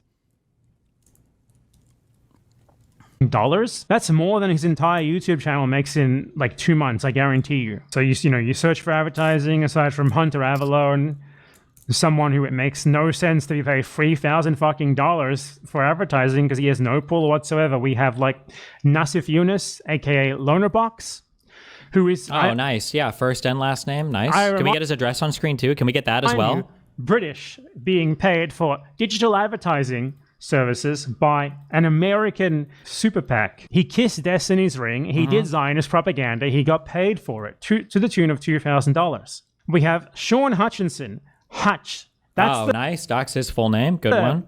The COD YouTuber. Yeah, like these guys get like, they have no nice. No Pause. Good. Pause on all the names. Thank you so much. I actually hate Ethan so much. I'm so fucking triggered that he got mad at me for calling out Hasan on this. Not that it matters. It's not. I hate this motherfucker so much. God. If Trump makes it, okay, Trump. There's one thing you can do to win my vote. Yeah, there's a couple things you can do to win my vote. Okay. Please, Trump. Like there's no come through real justification for like tapping into these dudes and giving them like $3,000 or $1,000 or even $500 to just like go to an event and sit there and talk about how great the Democratic Party is. It's just like this guy's saying that's so fucking little though. No way. Damn, they're cheap whores. Wait, so are they cheap? Is it a lot of money? What is it? Unless it is actually created to you know, just like pay out your friends. You go around and you do fundraisers from all these people that are like, oh yeah, I want the Democrats to win. I'm going to fundraise for it. Right? And then and then all that happens in the process is that you just end up paying a bunch of dudes that are friends with like Brianna Wu and Destiny. Like, where did the majority of this PAC's money even come from? I don't even think the majority came from fundraising, did it? Didn't they get funded from their 501c4 or whatever the fuck? I don't know if somebody has the link to it. In the business, we call these scam packs. Usually their main method is buying a text or email list and just massing contribution asks to grassroots donors with some generic line like stop Donald Trump, etc. People definitely fall for it, and it also severely harms the wider fundraising ecosystem. It actually really frustrates professionals who do this for genuine good reasons. Yes, I don't know all the door knocking and campaigning stuff that Hasan goes out and does. Good one. If this was... Why is Hunter Avalon getting money from a progressive PAC? Isn't that dude super right wing? Bro, how's this guy's information out of date by like 10 years? Didn't Hunter Avalon switch in like 2017 or something? Holy shit. Explain to me honestly, how do viewers fall for this? All they do is shit on the Dems, which should obviously aid in the Republicans to win. How do they not think they are at fault for that? Because they're not doing politics. I keep getting upset at this because I'm analyzing this from like a political power perspective, but they're here for like social games. This is like social club games for them. Again, this is like somebody stands up and they punch somebody on a chess game, and I'm saying like, well, you're not supposed to do that in chess. And then they stand up and they, stab somebody, and you're like, this isn't how like bishops are supposed to move. And then they stand up and they, take a shit on the board, and it's like, that's not illegal. Like I'm complaining about a thing. The only frustrating thing though is that they say they're playing chess. It's like, oh, actually, this is how chess is played. That's the only frustrating thing, is they wear politic, and they wear whatever the fuck this shit is supposed to be. They wear this as an aesthetic, when in reality, this is all just like social signaling. Like start and stop is social signaling. That's all it is. I don't know if Progressive Voice or Progressive, what the fuck was it? Progressive Victory. Sorry, not Progressive Voice. Progressive Victory was set up with honest intention from the start, or and then it just like kind of turned into this like idiotic thing. Like, what is he? He's like he's acts like he's got all this back end information, when in reality he has like what he's alleging like some grand conspiracy here. What I like barely had any involvement to even do with PV. Like I was never even directly. I never even get paid by these guys. What the fuck? And they also campaigned for some people that I was kind of irritated for. Right? There was the Bowman thing. There was something else where I was like, well, Jesus, whatever. Okay, it turned into this like slush fund for the besties, right? Of a sex pest, or molestiny. If it was, or if it always was supposed to be this way, and then it got led astray. I don't like. Why would I have some other dudes come in, for the guys that worked with PV and founded people? Why would I have them do this if I was just slush funding for my own, I guess, friends, supposedly? Why wouldn't I just raise the money myself? Like, I can just raise the money for my own community. I've done that in the past. I did that in the past with my past canvassing stuff. Why wouldn't I just keep doing that? It doesn't even make sense. Why would I go through all this bullshit and then have the FEC filings, so this degenerate, subhuman, nepo, fucking beard-graying fuck with the retreating hairline or whatever, to have this guy come on here and just dox every single person that's been near me, right? Like, why would I go through all this when I could just continue to slush fund it the way I did in the past? It doesn't even make sense. Like, his own story doesn't make any fucking sense. No. But I do know that they actively tried to work with me as well on numerous occasions, and I didn't work with them. Why does he love this word active so much? Do you notice he says like actively so much? Like he's actively always in actively capacities, actively always saying this stuff. Where when he's actively streaming, he goes on and he actively talks about what the fuck does this word mean? Actively, my guess is PV probably reached out to a ton of influencers and asked if they wanted to do events. Oh, actively, as opposed to what, passively wanted to work with? That doesn't make any sense. Well, this is the dumbest adjective I've ever heard in my entire life. Work with me as well on numerous occasions, and I didn't work with them for this reason, because I was like, there's no way. Like, I've seen some of the people that you guys have worked with. I'm not interested. No, you probably didn't want to do it because the money probably wasn't enough, because this guy probably charges big five figures at least for appearances. And then two, he would never work with any liberal or progressive org. It only is like tanky Marxist shit. That's why. Because that's fucking insane. It shows me at the very least that you guys are not making the right decisions. You know what I mean? Like, you're just not making, there's people within the leadership structure that are very clearly making idiotic idiotic choices. Like, if it's a PAC that's paying my friends, then why would they try to work with you? You see how it's always like a lose-lose no matter what it is? There's always like a bad side to it. Like, if they wouldn't have reached out to him at all, he'd be on here, you know. They didn't even reach out to me because it's just Destiny's friends. They didn't even reach out to me because it's just a big slush fund for all of his friends. This is a stupid fucking argument. Like, no matter what, it always fits the fucking, I don't know what you would call this. The ideology, the demagoguery, the agenda. It's so stupid. Like, even if I'm aligned ostensibly with the goals that you're trying to fucking push for here, it just doesn't make any sense. On YouTube, Sean Hutchinson, Hachi, just like my friend Nasif Yunus here, who moved into doing pro-genocide propaganda for Israel, received a generous $2,000 payment from this PAC, despite the fact that he gets... Wait, first of all, this is not the article that Taylor Lorenz wrote about. This is not the same group. This is a different... Yeah, it literally has nothing to do with any of it. We just like to bring this up because we can dox everybody around me because it's epic. Would a regular dude get banned on Twitch for watching this dox video on stream? Who knows? With Hasan and Dan, they could never ban one or the other. PAC. They spend so much time coming in each other's assholes. Their DNA is fucking intertwined at this point. This is just a different PAC that I know more about because I noticed what was going on, what they were doing, and I thought, you know, this is suspicious. You noticed what was going on? What, you turned on one stream ever? I like how he's acting like he's some fucking, like, detective dipshit over here. Like the king investigator uncovered when I turned on Destiny's stream, I saw PV branded event. Like, what investigations are you doing? Hello? It's like 20 fucking viewers, and no one watches him or cares about what he says at all. Like, this is someone who actively, intentionally spreads narratives that cannot be justified in fact. I covered Progressive Victory last year and didn't get much coverage. Brianna Wu said... Oh, Gremlo. It's the guy who's 5'2", who said he would beat me up at an event. Who said he would assault me at an event. And by the way, didn't get in any trouble on Twitch. Crazy how that worked too. Sean DeBlack, that subhuman degenerate dipshit, also said he would, I think he said my whole family should die or whatever. And I think he said he would kill me if he saw me or whatever. Also didn't get in trouble. And Mike from PA, the guy who said he would punch me even though I don't look anything like a couch, was making violent threats against me on Twitch. Nothing happened. Absolute joke. This up with Destiny with the express purpose of getting him a higher profile within the DNC and push progressive voices out, yourself included. Am I thinking of a different PAC then? Because PV did reach out to me quite a bit. Uh-oh. I thought it was. I thought they did.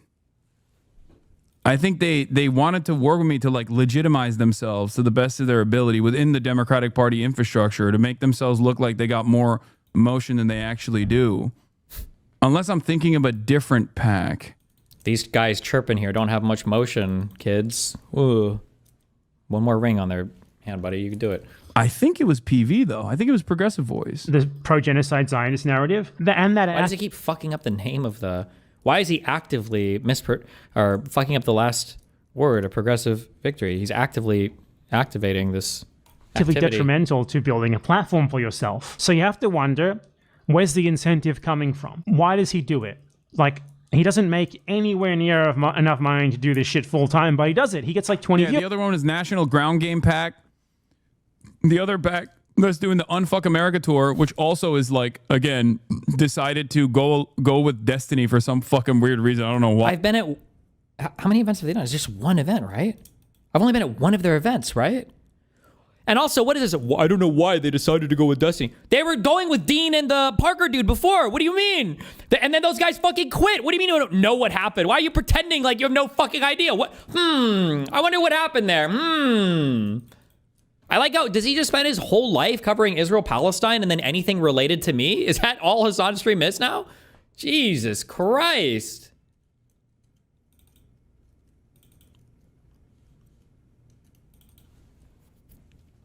That has a litany of different complications, but the National Ground Game PAC is the one that's funding the Unfuck America tour. No, it's the same. They reached out to me too. They got a few real leftists, but I think it was always Destiny aligned. Yeah. Oh, they reached out to Sean DeBlack as well? How the fuck is this a Destiny slush fund if it's reaching out to people that made violent threats against me? Didn't Progressive Victory do an event literally with Destiny, Vosh, and Emma Vigeland? Like, what?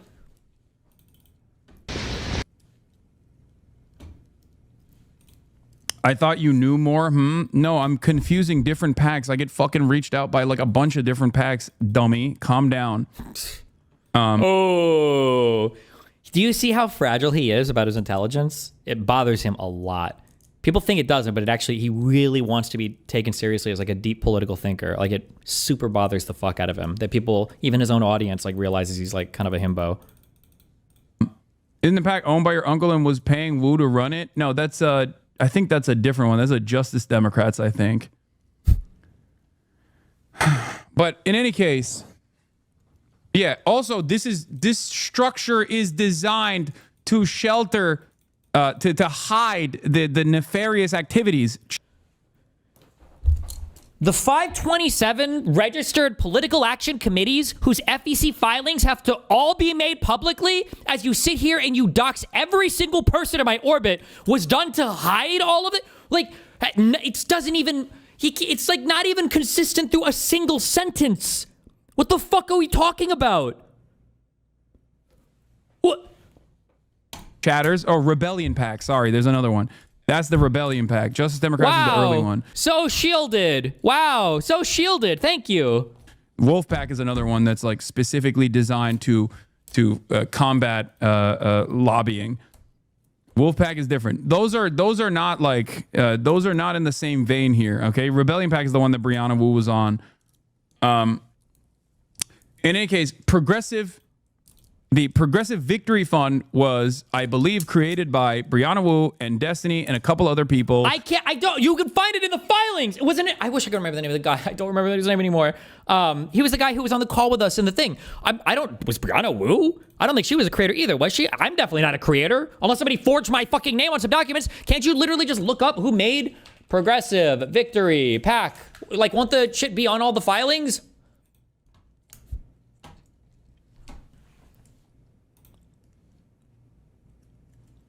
It's the Sam guy. Treasurer. There's his name. Statement of organization.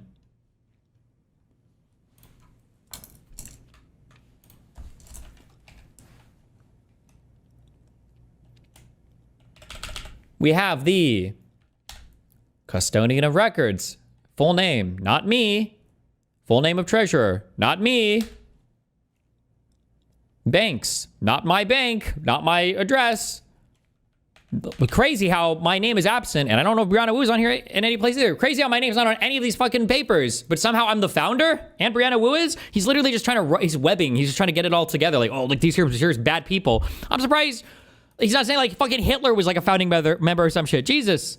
And they wanted to basically design it in a way where they could get like, you know, Destiny and his orbiters and his supporters a more prominent place within the structure, within the ecosystem of the DNC, within the ecosystem of the Democratic Party. And Democrats, due to their incompetence, I think, not because they did their due diligence, mind you, but due to their straightforward incompetence and lack of interest in like independent media farming, just didn't do that. Clearly it didn't work, right? Which in this circumstance, I guess, kind of helped them. Oh, I think he's mad about the CNN video views. This guy can't pull shit for views outside of his view-botted monopoly-owned platform here, where Jeff Bezos, or not Bezos, well, I guess Bezos by extension. Sounds not cool enough for Bezos to cover for him, where Clancy's carved out a little lefty monopoly for him. Because this would have probably blown up in their faces even harder. Yeah, PV had a shadow investor along with Brianna Wu. The origins of the funding aren't clear, but there's a reason these losers are able to go around the country while having the combined audience of one of your gaming streams. PV had a shadow investor. It's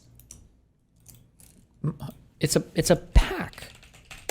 Doesn't it have to? Isn't this a 527? Isn't this how this is organized? How can it have a shadow investor? Am I wrong? Is this a C4? About this committee.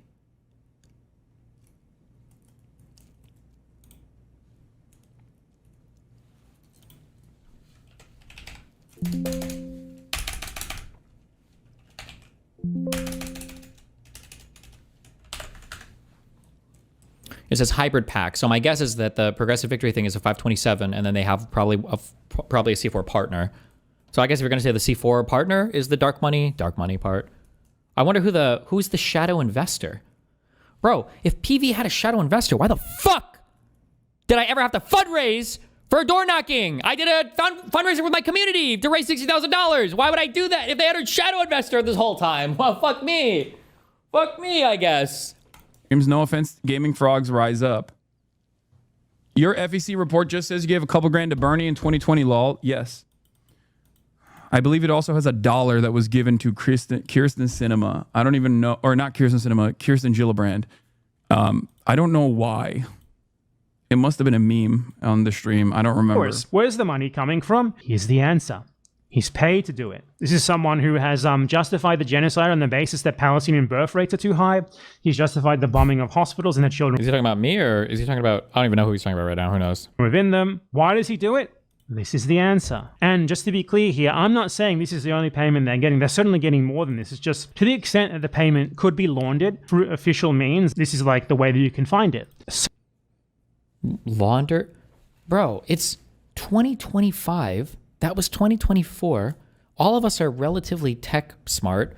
Why wouldn't we just do crypto?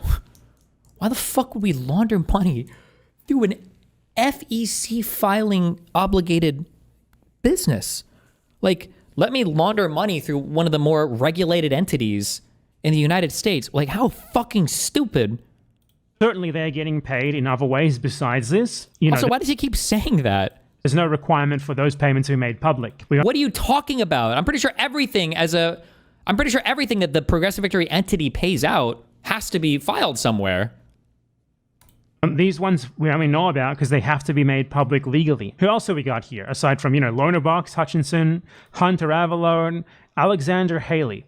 Who's that? Is that anyone we know? Ah, yeah, look them up. See if you can find their YouTube and TikTok and Instagram to dox them too. Nice. Is that... Oh my God, is that Xander Hall? There you go. Nice. Is that Xander Hall? Nice. I think that's Xander That's Hall. fake. That's not a real person. Don't lie. That's like a meme. That's a meme name that we came up with, like xylitol. I've added it to I am doing the Hasan family thing. We'll look all of his people up. I'm just curious what's going on with that origin. I want to know who was affording the horseback riding lessons, okay? I'll add that. That's on the agenda now, okay? Stop it. Stop. You're fucking with me. Nah. That's like, xylitol. Talk shit about you, bro. You ain't even know about xylitol. He just gave you a blistering critique, like that type of shit. Like, that sounds like a fucking medication. That's a medication, dog. Do not make this shit up. Why is BadEmpanada up to the same tricks that I've been up to? He's just making up names. Oh my God, it's Xander Hall! I love how long ago is this? I know this is like an upload. So what was this, 4 or 5 days ago at the most? And now he wants to ban all BadEmpanada mentions on his stream. Look at how happy he is. This is literally fucking Cersei and the Sparrows, right? Like, Jesus Christ. Talk about making your own bed. It's actually unreal, dude. Oh, August 27th? Oh, so 5 days ago, he was this excited to have BadEmpanada on his stream, doxing every single person. It's they paid Xander Hall $2,000. That sounds like Xander Hall is no, I don't believe. I refuse to believe it. I refuse to believe that is a real thing. Xander Hall is a drug Trump would call the fat drug.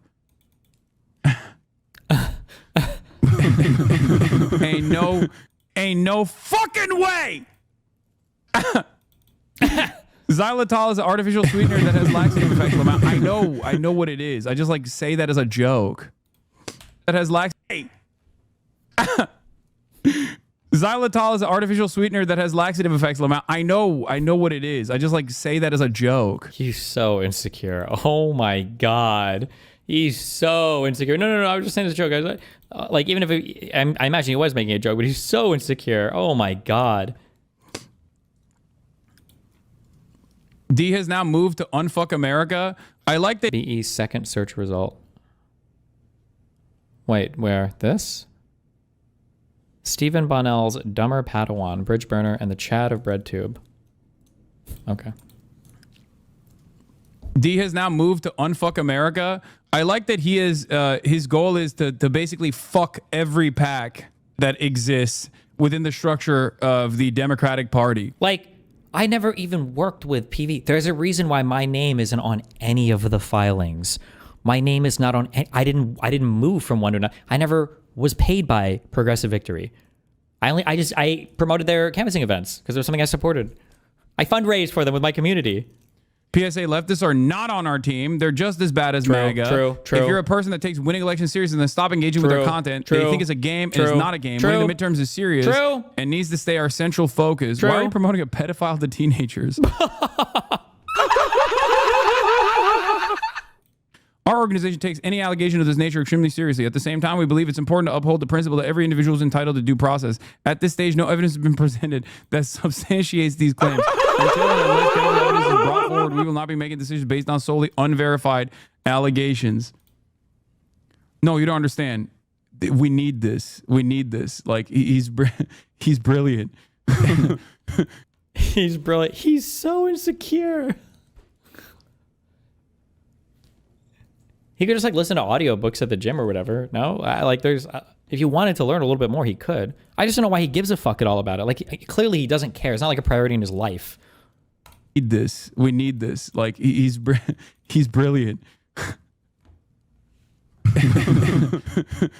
You know what's really funny about this? Like, tell us what's funny. If this person, Destiny, was like unironically like a brilliant fundraiser, a brilliant marketer, like truly a voice that was making an impact in this space, with the exception of like, I guess, making an impact for some of the most brain broken liberals who just think he is like the holy prophet. Okay. Then it's fucked up, but at least it's like cold and calculated for like some kind of broader grand reason, right? But he don't even have that either. It's just all liability with no upside. Okay. And that's what always takes me back to like the whether I will respect a political action committee or not, whether or not they've had anything to do with me ever. That's the litmus test for you. That's how threatened he is. They're making good decisions or not. Because when I see them just like doing this, I'm like, okay, it's clear that you're not fully aware of what works. Oh, not like Hasan. He's aware of he knows how to be politically effective. Okay. If you're actively working with a person who is just all liability with zero fucking upsides whatsoever, then you're not a serious group. You know what I mean? You're not. You're just... Yeah, tell us more as you watch straight BadEmpanada videos on stream for him to dox everybody. Do that more. What is this? Xanderthal hates you because you called his friend a Nazi without verifying when you were reacting to his video?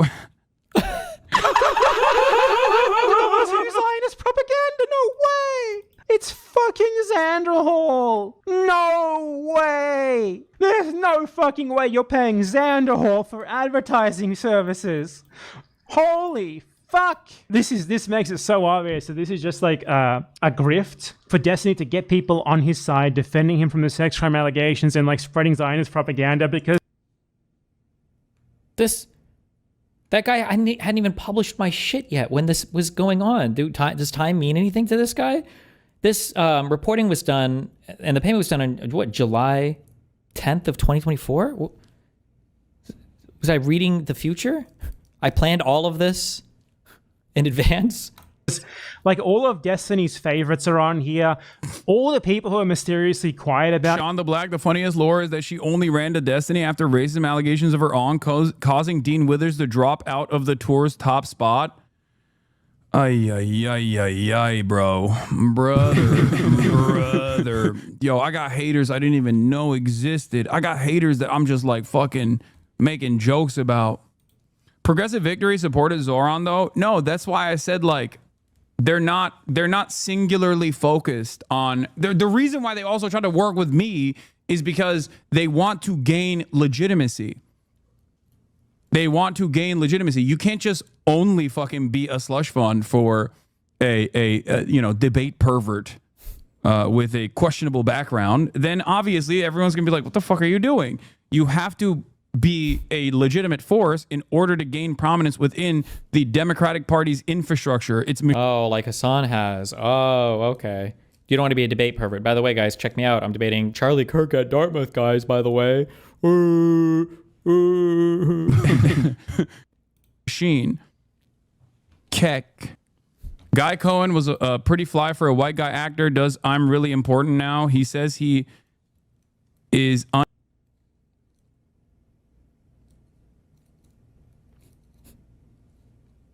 Is he just typing names in chat? They're so good. I love it. I love that it's just all... at least it's all in the open, I guess. So I don't look so schizo. Jesus Christ. Unpaid for content. What did Hasan do to Destiny to leave this specter? Hold on, let me go get a thing. This was our separation moment. Against. Do you think there's a group of people that you cannot be racist against? No, I think you can be Dead people. discriminatory against white people for sure. Yeah, but I'm looking at this from a consequentialist perspective. Like, what are the damaging elements of being discriminatory towards white people? Are there like a bunch of like non-white owned businesses that specifically say no? The word to Yeah, just answer the question. Can you be racist to white people or not? If there was I just want to know if there's a reason. if there was a majority nation of non-whites that dominated that nation. How about no if? Hold on. Yeah, but so if purposely excluded white people, then in that hypothetical scenario, I would consider that racism. Okay, but how about Hasan? So you can't be racist towards the majority? No, you can still be racist towards the majority. There are plenty of, I mean, maybe not racist, but you can still be discriminatory towards the majority. You can't be racist towards Hasan, that was the best straw man you've ever built so far, but let's cut the fat. I don't think you know what straw man is. Can you keep repeating that word over and over again, dog. All right, would you want to answer the question this time? Can you be racist towards white people? Yes. I'm giving you the definition. I said, well, technically yes, but I'm also explaining to you that it's not as simple as people think. Types of racism that people talk about, and they often get conflated. Okay, so the question is, can you be racist towards majority people? Under the definition that we typically work with, like I guess like I don't want to say like in academia or sociologically, we would say no. Minority people can't usually exercise like any sort of oppressive racism towards the majority of people. And the reason why is because we consider racism to be prejudice plus power. If every black person in the United States today was like, fuck white people, it wouldn't really affect us much, because white people are more socioeconomically privileged, because we own more businesses, we have more representation in Congress, et cetera, et cetera. Whereas if you're a majority power person and you can be oppressive towards a minority class person, like by virtue of them being minority class, like by that virtue alone, they're already typically disadvantaged in American society. So when we say like, can somebody be racist against somebody under like, I guess like the common vernacular of like, could somebody hate somebody because of their skin color? Of course, anybody can do that. But when we start like analyzing society, we look at like meaningful demonstrations of racism. So for instance, like the criminal justice system or economic disadvantages, right? In these ways, minority people can't really exercise racism against majority people because they don't really have the status or the power in society in order to do so. I vote for Destiny. It's like I wish Destiny could just come in at the beginning and give us the right answer right away instead of making us wait. So we didn't have to list a fucking Hasan. Yeah. Yeah, it makes me feel like we have the cheat sheet right here. Honestly, like it's funny because like the only way it's such a fucking retarded thing to say. Like, I'm sorry, but like if you can't comprehend the fucking shit that I'm saying, it's on you, okay? I'm doing as best as I'm doing. Hey, Wes. You said the R word. He literally said the exact same thing that I just said. Like, what the fuck are you guys talking about? You can say retard on Twitch. Zeta Poppin says it all the time. Fuck Twitch then. No, wait, relax. Hey, come on. Hey, hold on. Stop. Time out. Officer, please don't do this. I swear I'm trying to be an officer in Orange, New Jersey. Please, I can't get this record. Please. Well, listen, what we need to do right now is I need you to take off your gear, but I'm gonna take this from you, okay? This rookie cop got caught lying on the job. Stop.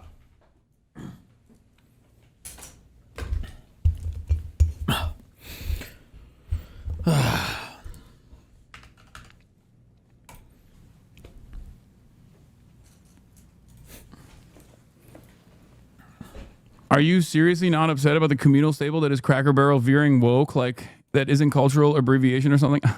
Both of your top haters pay the people around them to be their friends? Yeah. And also, both of your top haters pay the people around them to be their friends. All of these people are like my enemy now. What are you even talking about? What?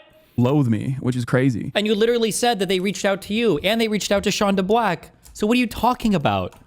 Like, these kinds of relationships should be defined by like ideological commitments.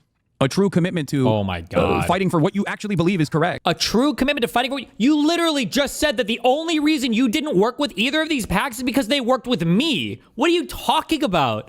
His ideology is not even consistent from sentence to sentence. How do people listen to this? It's insane to me. It's so crazy that like there is this space now filled to the brim with people who are getting like $500 here and there or $1,000 here and there who are filled to the. This is old. I don't even know if progressive victory exists anymore. This is for the last election. They're gone now, bro. It's okay. Actively working not to like bring more people from the right to the liberal side even, which is from the right. That's not what do you think progressive victory is here? To bring people from the right? It was for door knocking and for on the ground shit, which is what they did. Something I do as well, for the record, but instead just like actively spend almost all of their time yelling about the... A few days ago, I made a comment about how KF doxes everyone around you, but I didn't realize Hasan was this bought into publicizing addresses. Yeah, I showed you the graph, the crazy graph from from KF and Gisticle to fucking the weird orbiters around him to people like BadEmpanada to right into Hasan's stream. This is why people ask me so much, like, why are you talking about this? Why are you talking about this? Because unfortunately, like, this guy who has devolved into this level of monkeyness to where he's literally just... let's look at all these addresses. Oh, Hutch, let's look at all the names and addresses and the MC. Like, it's just insane to me. More marginal left flank of the Democratic Party. Actually, did they? Was this a progressive victory event with Bernie Sanders and Pokemon and Valkyrie? Ooh, was it? And Austin Show and Saikuno? Uh-oh, I wonder why.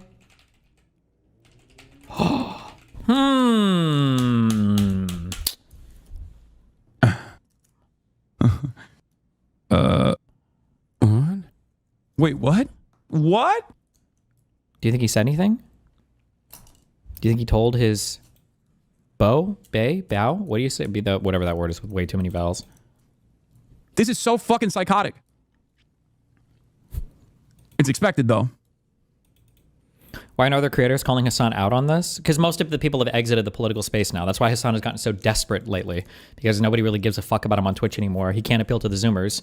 Nobody's fooled by now that he stopped dyeing his beard.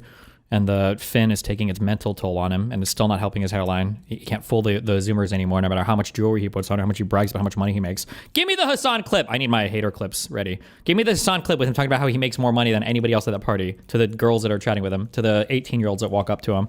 I think he probably just was on his phone looking up some 16-year-old tits on his open Snapchat where he brags about how many people message him. Give me the clip. Yeah, notice all of them are the ones that are silent on Gaza. Gaza is a great way to filter these pieces of shit. I think that might have been... I agree on that one. It is a good filter. It is a really good filter. I do agree on that.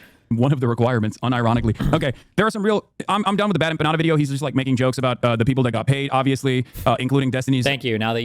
Yes. Now that you've gotten all the doxes on everything, cool. Now we can move on to the next thing. So what is he going to talk about? What is it next? Is it Destiny or is it Israel, Gaza? What these are the only topics on his stream these days? I'm done with the BadEmpanada video. He's just like making jokes about the people that got paid, obviously, including Destiny's private chef. This is the part here. Donations to pay my friend's pack. The guy used to be like, it's Destiny's personal chef. It's someone who, like, this is...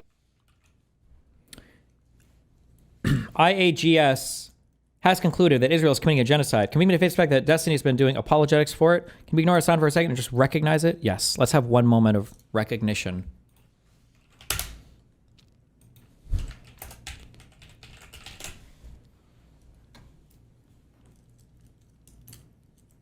Do not type in chat for 3 minutes and 16 seconds.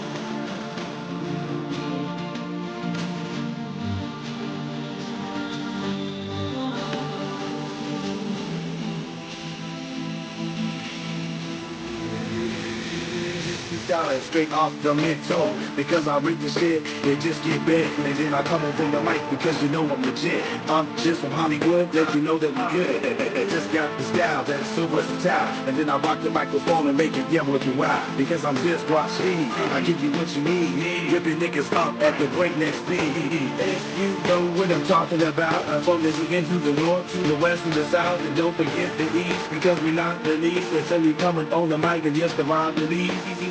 Shine the rhyme and everybody know one more time when I kick it, check it out. Because of the when it's time to flow, I go and let them know we're running the show. Check it out because we in the house, yo.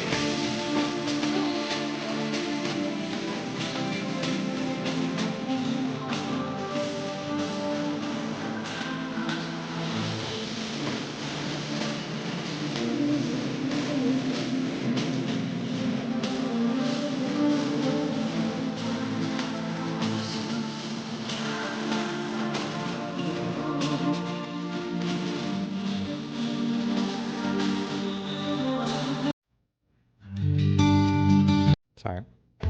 I looked at Hebrew sad song and that's what came up, so thank you. Thank you for the awareness. Good chatter. Money would I have to pay you to jump? How much money would I have to pay you to jump in the pool? Okay, no worries. I made more money than everyone here. Yeah, the chat likes it when Broden holds the camera. I made more money than everyone here. Yeah, the chat likes it when Broden holds the camera because he's cold. Oh my goodness. I kept saying I want uppies. And it's valid. It's valid and fair. All right, Hasan said I make more money. What about you? Guys, how much you get?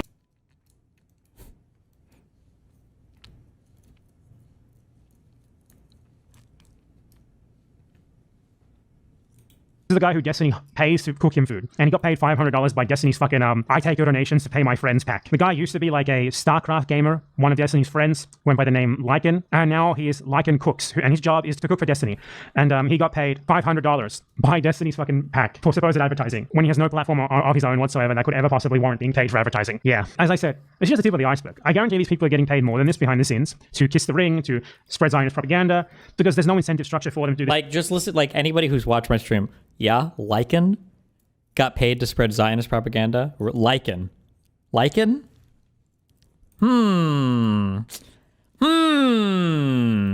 These are remotely organic, you know.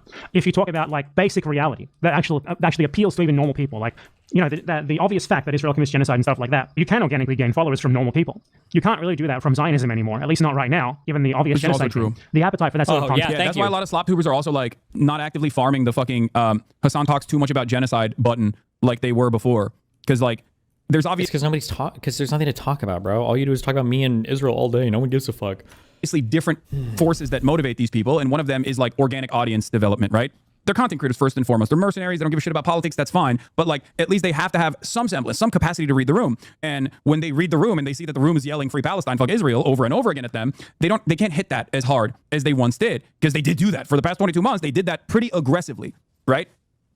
And even then, they didn't want to do it by like taking an open stance. They did it by just like attacking people like myself, people like Frogan, others who were actually actively fundraising, actively criticizing Israel. They just like attacked all of the pro-Palestine content creators they could from other like drama-related, irrelevant points of slander in a way for them to basically position themselves not as like super pro-Israel, because you know you always need a little bit of plausible deniability, and you need to maintain this like quote-unquote apolitical attitude that you have over this issue. Like, just what the like? No offense, okay, not to knock on our Turkey Toms and our Willie Macs and our all of the other commentary. Like, you think that this is what's happening? You think that like Turkey Tom is like, man, I really have very passionate feelings about supporting the Zionist project in Israel, but I just can't be too open about it. I need to find a way to support Zionism and to support Israel in a way that allows me to give cover to them while still having plausible deniability. How can I possibly, like, what the fuck kind of conspiratorial nonsense are you on? It is like insane shit. But while simultaneously still doing it, right? Simultaneously still attacking and positioning yourself against those who are pro-Palestine. So they don't really do that anymore. So there's something else that needs to keep motivating them. And I guess like, you know, being a part of Destiny's orbit for a crumb of additional eyeballs that you might... None of these people are even in my orbit anymore. I get from his very loyal fandom and his very loyal community could be one of those motivators. Another one is just like direct payments that you can get from this like fucking Destiny's Friends slush fund. And that's basically it. But it is true that there are a lot of people who do get genuinely captivated by whatever like weird hypnosis that he has over a bunch of content creators. Brianna Wu being one of them. Like she unironically learned everything about Israel-Palestine after October 7. And initially she was like, oh, it does seem like, I care about the Palestinian people as a whole. And then like slowly but surely, through being a fucking Destiny orbiter, she became a prominent critic of Palestine. Through being a Destiny orbiter? No, it's because she took a fully funded Hasbro. I don't know if it's funded by them or not. She took a massive Hasbro trip to fucking Israel and came back. Said I made fun of her for the pro-Israel stance that she takes. Fuck, dude. What is it, California? If there's anybody that's actually interested, I would pay an hourly fee. If somebody wanted to scrub this, there might be a couple other ones, and fucking just go for it and file a defamation thing on him. If there's anybody who has an actual law firm and you do this kind of work, fuck it, dude. I might throw I'd throw a little bit of money at it, maybe. This is wild. Like, it can't just be that he can just come up here and lie and lie and lie. And it's not even like subtle lies, like molesting or sex. Like, he might think that I'm a rapist based on his performance in his debates against me. I raped at least him several times. So, like, I can understand that one. But, like, all of these claims that are just demonstrably and publicly filed incorrect, like, you can see that the public filings disagree with you. Like, none of what he's saying is true or substantiated. Like, it's so funny. They don't even know the right facts because they could even use better criticism. You're talking about Lycan getting $500 to do Hasbro? What about the $6,000 a month or whatever I pay to do my cook? Why wouldn't you point to that instead? But they don't even have a modicum of the facts. They don't have any of the information. They're just like shooting into the fucking wind from their hip. Palestine and Palestinians and a prominent supporter of Israel. She went in the reverse direction as the general public on this issue. Yes, Brianna Wu, notoriously stubborn and known for adhering to consistent positions throughout her entire life, of course. Now let's get back to the other pack that's doing something similar as well, but a little bit more structured and not as hyper-focused on, like, I don't know, making sure that one content creator is and all of his friends are churning out. How many events did I even do with PV? Was it 3 or 2 over a year?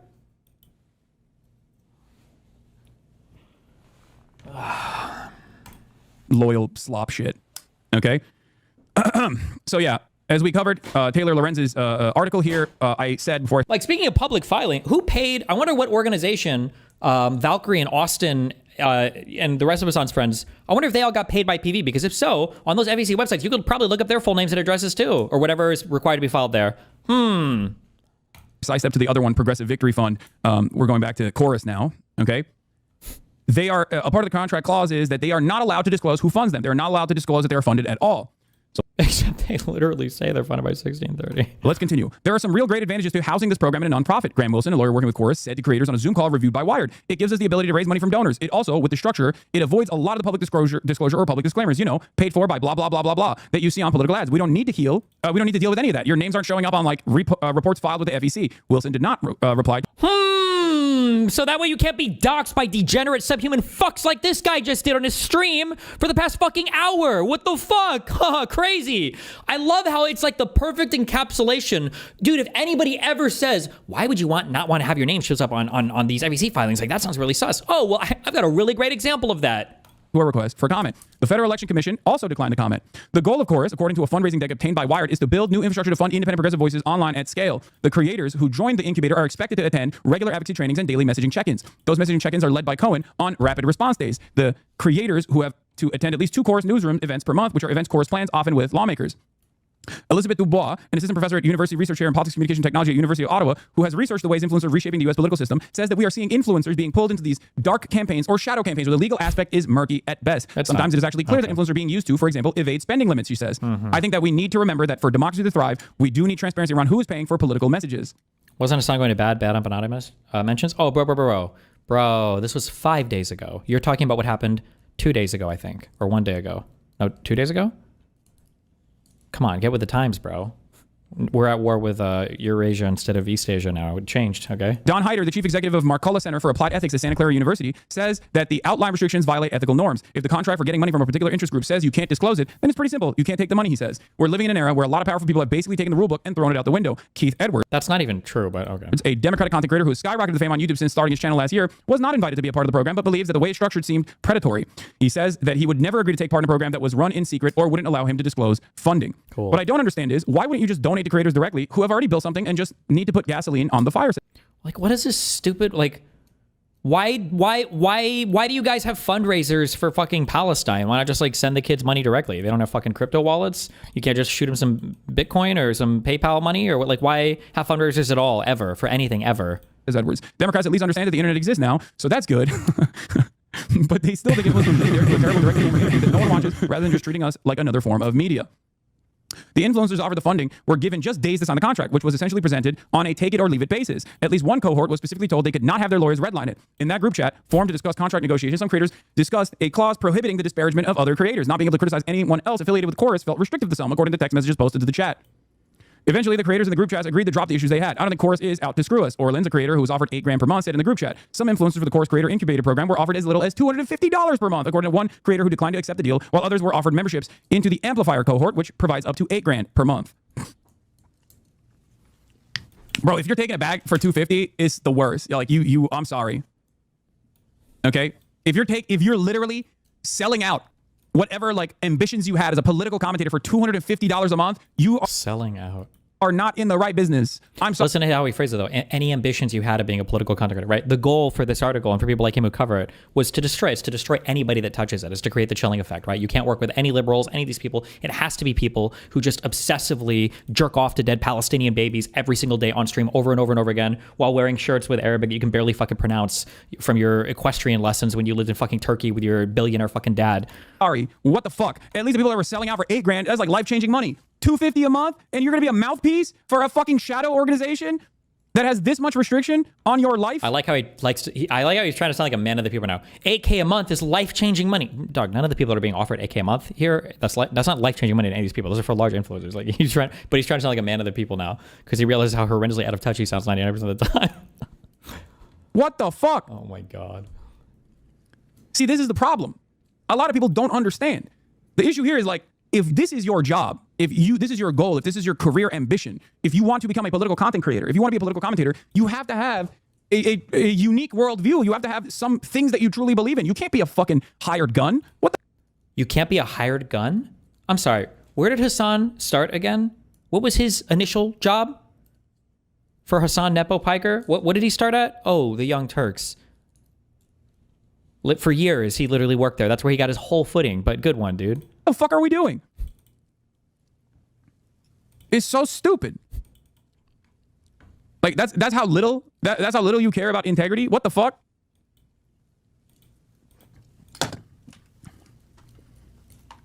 The 1630 Fund has emerged as a powerful funder in Democratic spaces in recent years. Its website notes that issues supported by the organization include economic equity, affordable healthcare, climate solutions, racial justice, voter access, and other essential social change goals. The organization was founded in 2009 as a liberal response to the conservative dark money groups and organizations like the Koch Network, and under Trump, it has soared. In 2018, the 1630 Fund provided $141 million to more than 100 left-leaning causes in order to bolster Democratic support during the midterms, according to a tax filing obtained by Politico.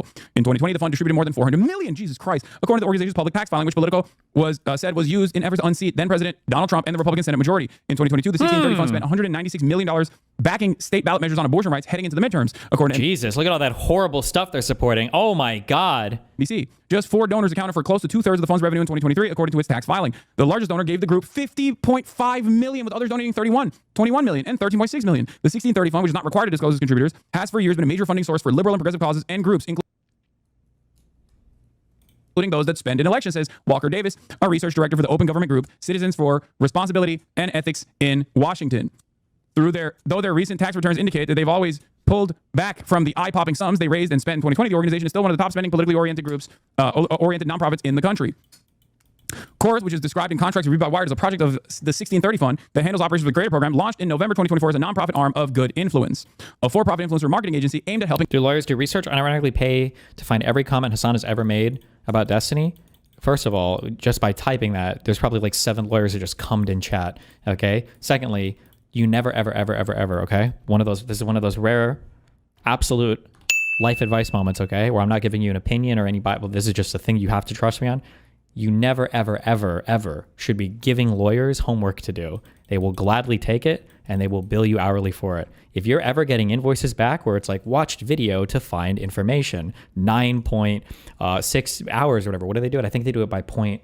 What's the lowest increment I've seen a lawyer bill me before? They do it by 10-minute increments, right? Am I making that up? Where's Kafka at? Is it? Oh, it's 6 minutes, not 10 minutes. It's 6 minutes. Yeah, no, you never want to hand like 30 hours of videos to a law firm. Like, can you guys look this over? And like, oh, we got nothing better to do than bill you hourly for all of that shit. Content creators connect with social good campaigns. Would you argue that they are incentivized to do that, or are they doing it because they want to squeeze every dollar of their client? Well, I mean, like they'll do the research, but like you're going to be paying a lot for it. Now you could do it on a there's a name for like pay if you win or whatever, contingency. You could do it like that, and then they maybe be motivated to do it on their own. Or as a nonprofit arm of good influence. I asked earlier, but it's the shit Hasan saying not legally possible. You could definitely sue for this. I think I could sue. I think that there's, I mean, you can sue for anything if you want, but I feel like there's teeth to a lot of this. This is just insane shit that he's saying.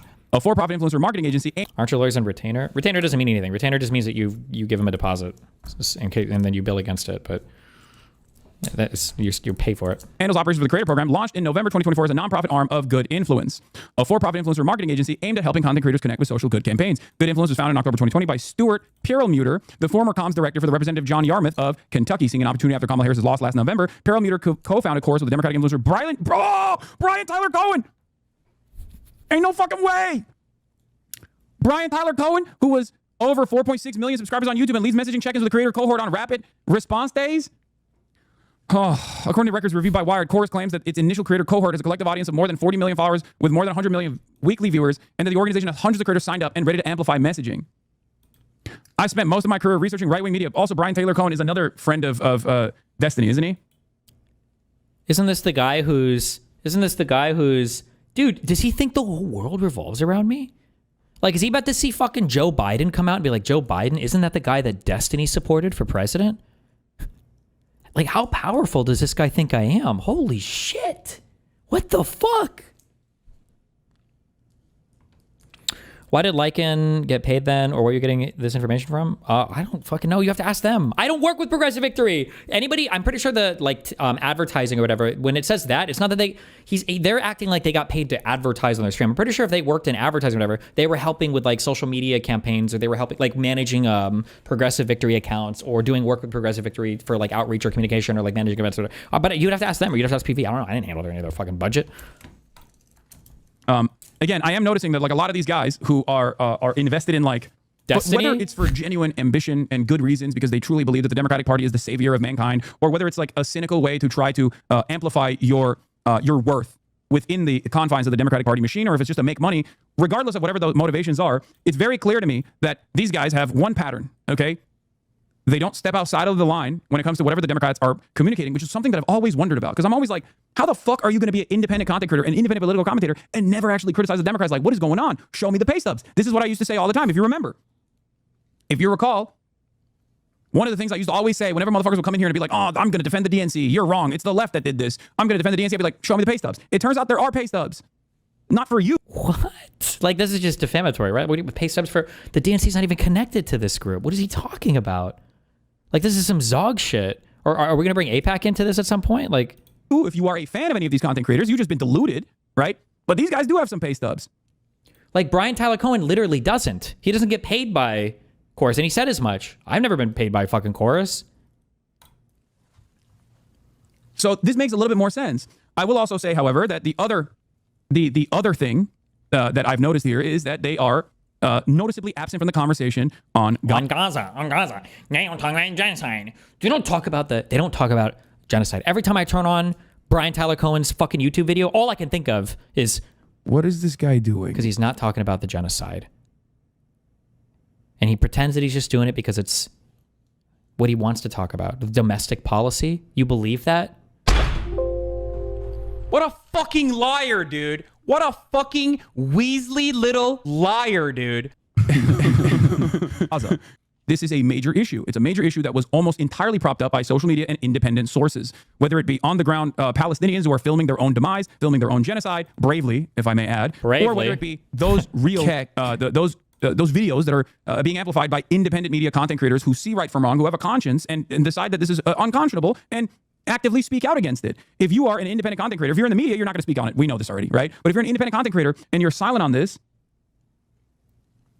if you're an independent content creator and you're silent on one of the biggest issues of our time, then it's very obvious that there's like most likely a financial motivation here, a financial imperative here. The $250 a month, dog? True. By the way, when I say dog, and I call people dog, that's actually just DOG, not DOWG. It's DOG for Destiny occupied government, by the way. Something interesting about the timing of when this video was released and the context of this article provides is interesting. Something about the timing of when this video was released in the context of this... What video? What? Before I was understanding, it was like, yeah, I'm kind of edgy. I say like whatever. Something about the timing of when this video was released and the context of this article. Didn't something else happen? Wasn't there like a major media event 9 months ago related to like a fucking presidential election? And was there nothing else? Like, what is the connection we're even trying to prove here? I don't even know if you know who Aiden Ross is. Oh my God. What the fuck? But the fact that like Donald Trump's like shouting this guy out, like this is a guy that Destiny and Brian Tyler Cohen call out Kamala Harris, take the gloves off finally. This is when? November 18th, 2024. Wow. What? I wonder what just happened. Tyler Cohen and Destiny talk Trump's collab with Aiden Ross and Kamala Harris refusing to go on Joe Rogan's podcast. Anyway, I don't know if it like matches up timeline wise with like the Brian Cohen is not surprising.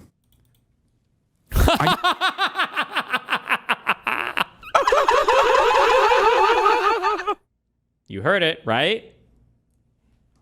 Wait, which one is it? It's the... Wait. Fuck. No.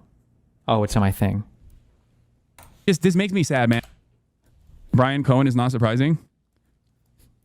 This makes me sad, man. I wish these guys wouldn't do this shit, okay? That's what I wish. I wish they would stop doing this shit. Anyway, let's get back to it. I've spent most of my career researching right-wing media and sounding the alarms about the collapse of our old information environment. Ellie Langford, the director of programming at Chorus, said on a Zoom call with dozens of creators in June, our political systems haven't been able to figure out a real solution, and I've been really excited to see you all treading the path forward.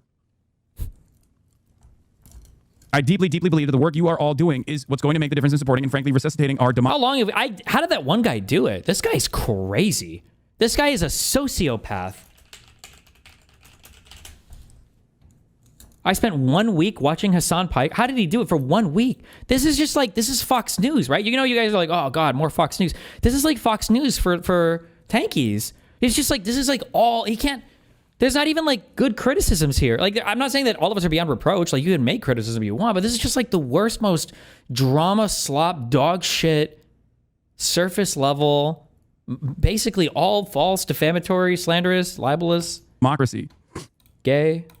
Already creators in the program are creating content together in a weekly series called Good News in Politics. 6 creators in the program shared a collaborative video running through political wins. Follow these creators bringing you hope instead of doom scrolling. Sandra Jennings, E. Orleans, Jess Craven, Tono Latino, Gemma Talks, The Zactivist they posted.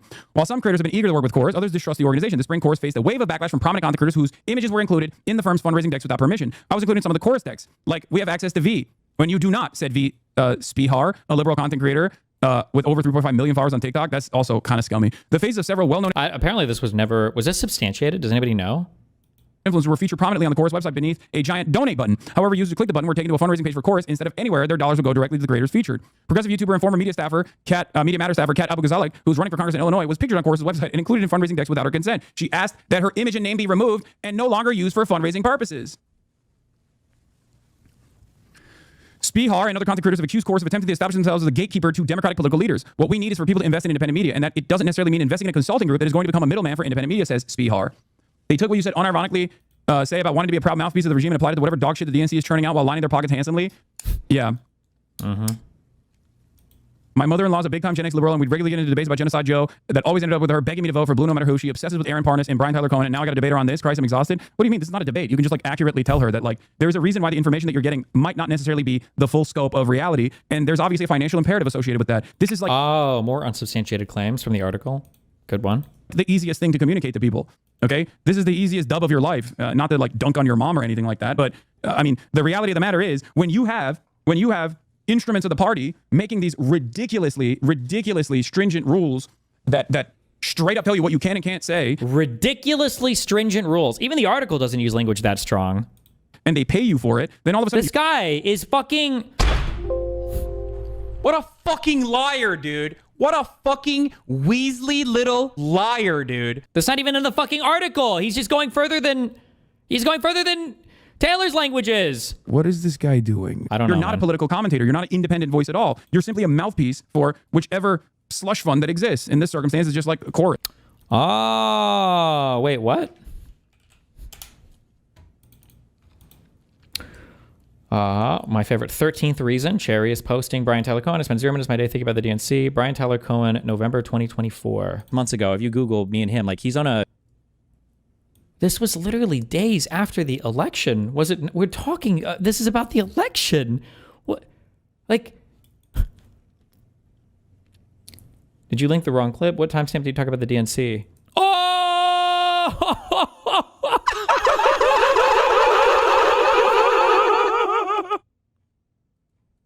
Why is Hutch even seeing her tweets? Trey, what do you think the DNC does? They're not setting up podcast interviews for Kamala Harris or Pete Buttigieg. And why did you start getting snarky in my replies in the last few weeks? Where's this coming from? Ooh. What?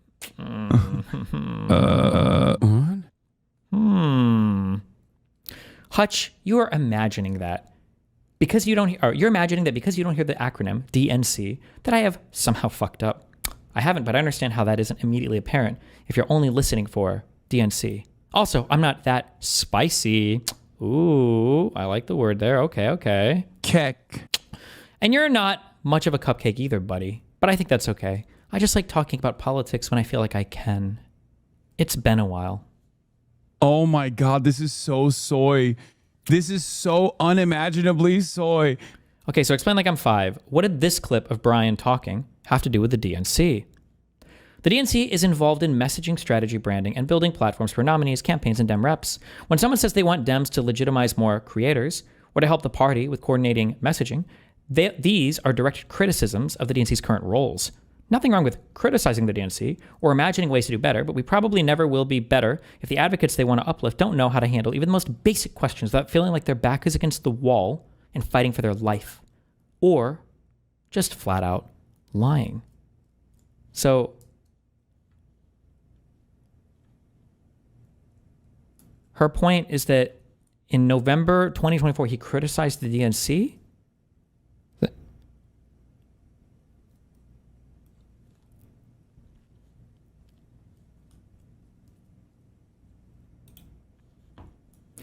People can have the goal of beating Republicans supporting Democratic Party candidates and then work out. Oh, and Ogre Boy's here too. Nice.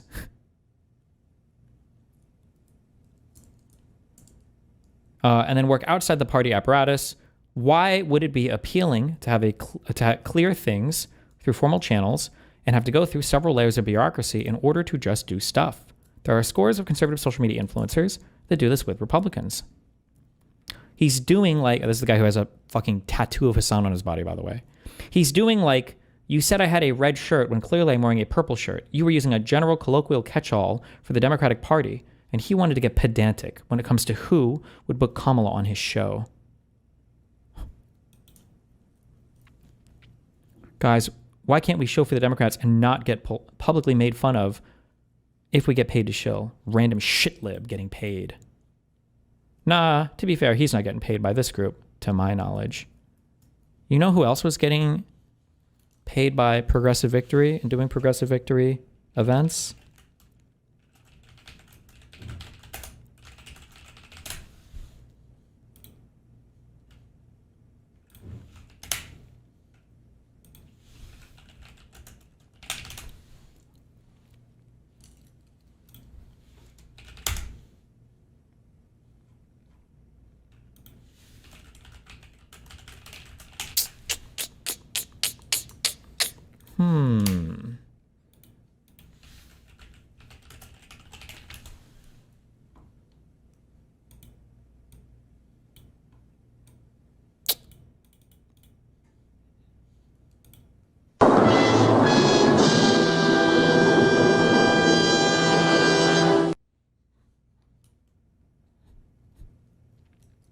Just saying. That was a Progressive Victory sponsored event.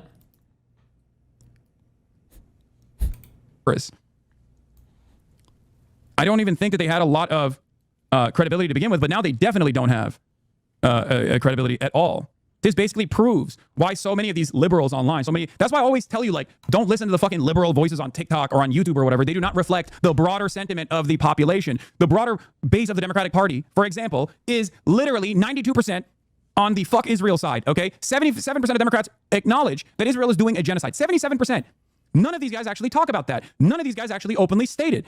How the fuck could you be an accurate reflection of the Democratic Party's base if you are speaking zero moments about the one singular issue that Democrats have a supermajority opinion on? Democrat voters, I mean. make your own party, bro. That's it. Go do it. It's easy. Only 8% of Democrat voters want to continue supporting Israel. Only 8%. This is not a real issue at this point. 92% say no more. Then go make your own party. You got it, dude. If you got a content creator who is, no, but have you considered that you're purity testing? This conveniently absolves me of giving any justification to unjustifiable shit. Yeah, like, I'm not a purity tester at all. As a matter of fact, a lot of people yell at me for that reason. A lot of people... yeah. My community yell at me all the fucking time. They say, Hasan, how dare you align with, like, this person or that person? They're not pure in their politics. And I understand that because I understand that normal people in the real world have a totally different framework than we do in this community. This community is an echo chamber. This community is far more radical than the average person. Our goal is to get those other people, the normies, to also see the world with a better analytical framework, dialectical materialism, okay? That's the goal here. So obviously, in an effort to expand the echo chamber, in an effort to reach out to a broader audience, there are going to be people that that I collaborate with, that I work with, I talk to, that I'm not going to be fully aligned with. Having said that, however, I don't think this is a purity test. I can't. Stop. Okay. Jesus Christ. Stop! Listen, I love David Pakman, but he fucking baits way too hard, and he baits way too much. This is a nothing ever happens. I feel like I've heard him talk about so many, like, I'm contemplating doing this, thinking about doing this. This is just another one of those nothing ever happens, okay? I have not decided as of this moment whether to file a lawsuit. I'm not even going to name potential defendants in this segment. There's no reason to, but there would be multiple. If I were successful, the upside in theory would be I've cleared my name, at least in some generic sense, and that would be great. But there are some significant downsides to getting involved in that. Number one is the cost. Unless you're in a highly public situation like the Sandy Hook parents suing Alex Jones or some of these other scenarios, you're not going to get a lawyer to take the case on contingency, meaning you start paying legal fees immediately. And I've been advised this could take 6 figures in legal fees just to get to the end, without even a guarantee of getting the money back, right? I mean, hopefully you win, but winning can depend even on technicalities like what states are these lawsuits filed in. So that's the first consideration. Secondly, a case like this probably takes 12 to 18 months. And I'll admit, it would be extraordinarily stressful. I am not litigious by nature. I think all of you know that. I've never sued anybody. It would be stressful. It would be time consuming. Remember, I have a newborn at home. And it also likely would take me away That's the reason why, yeah, true. This is all true. Fuck all that shit. From the show. And so part of it is a conversation with my audience. Is it best for the show? Is the audience best served by 12 to 18 months of litigation instead of just focusing on the show and focusing on the baby? And then number 3 is the reality of the outcome. Imagine that it takes 15 months and I win, right? Imagine I win. Maybe there's a financial settlement, maybe not. But even then, the damage, to the extent that there will be damage, is mostly going to be done. Am I really going to go 15 months from now and show the people that did abandon the show right now the victory? And are they then going to come back? And, you know, most defamation cases don't even go to trial. They end in a settlement. The settlement often includes that no one can talk about the settlement. So it's also like, if at the end of all of that, 6 figures in legal fees and all of this, if there is a settlement, okay, I get some money, but is it even really the public victory that might help from a publicity standpoint, especially if it's a settlement no one's allowed to talk about? So that's what I'm contending with right now.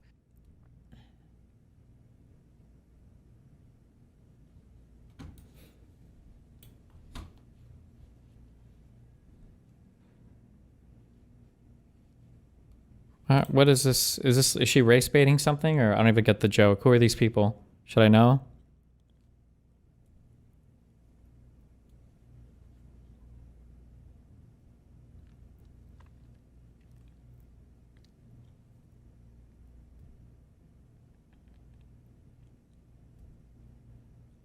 Tim Scott, Senator. What's the joke? Cory Booker announced his engagement to his girlfriend Alexi. I'm savoring the soul-affirming wonder of everyday life with my best partner, best friend, and now my fiance. What's...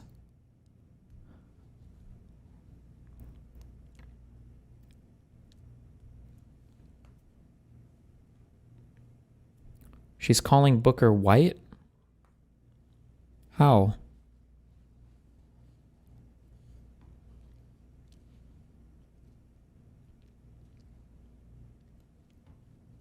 No, she's calling him gay?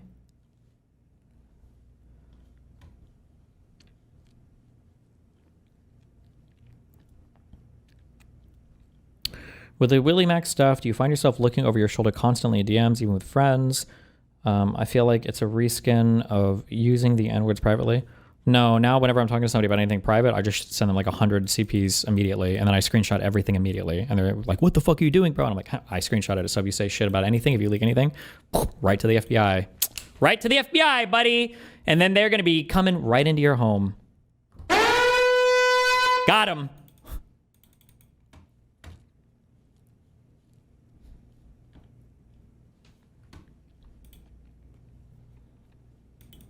She's calling him a Republican, maybe, most likely. Okay, I don't care.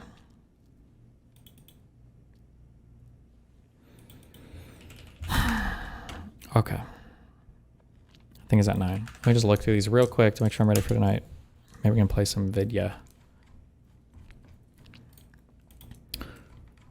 Did Lonerbucks hit anything that I missed? What is dark money? Oxford Languages. Funds raised for the purposes of influencing elections by nonprofit orgs. They don't record disclose the identities of their donors. Community definition used by Taylor. 1630 is also a nonprofit and therefore not required to disclose their donors. Is dark money as defined above inherently bad? For example, a Muslim group. Well, hold on. Somebody linked this earlier. Okay, so 501c3s are tax exempt. Contributions to 501c3s are generally tax deductible. Contributions are not subject to federal gift tax. Limited lobbying expenditures, including ballot measures and judicial nominations. Prohibited from engaging in any partisan political activities. May conduct nonpartisan voter engagement activities.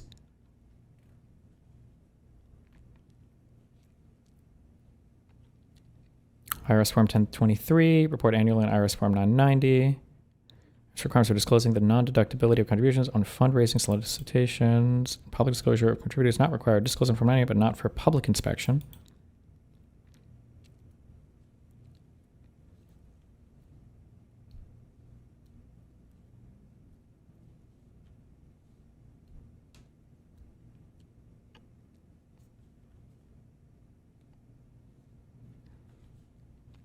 Okay, so 501c4s have to tell you who they're giving their money to. 501c3s don't have to.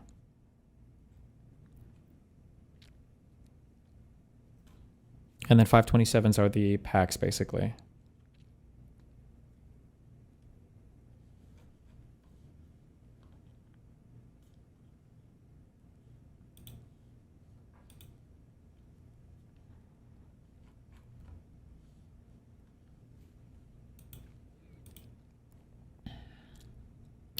Is dark money defined above inherently bad? For example, a Muslim group that opposes the Trump amendment might want to register as a non-profit because a public list of Muslim donors, such relation with the court.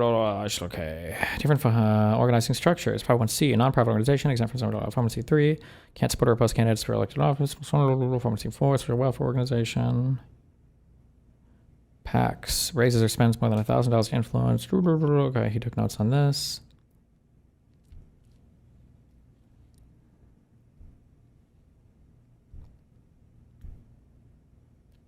Okay, wait, hold on real quick. A super PAC is not a formal, that's not a recognized entity. That's not a 527.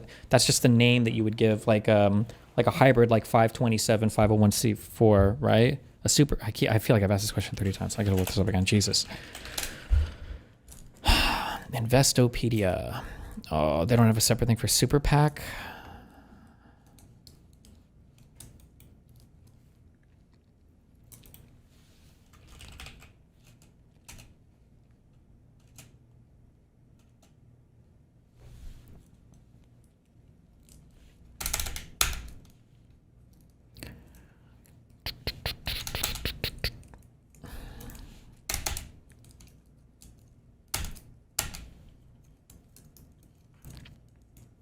Okay, super PAC is not like a recognized entity, whereas a PAC is almost always going to be a 527, right? Okay, I think.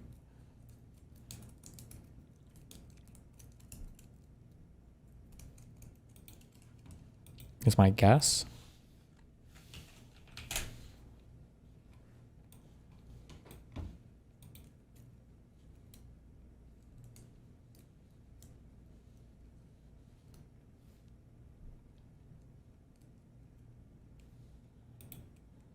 Nibbles, what? Who is that? That's the legendary Willie Mack, my friend.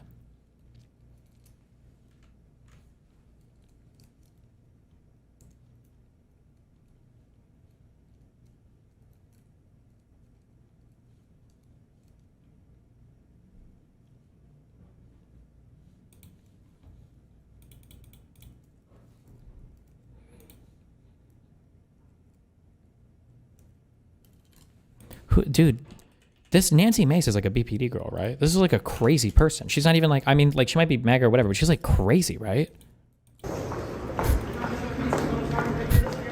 Oh my God.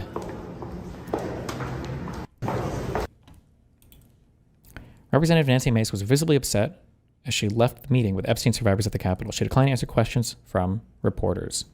Wow.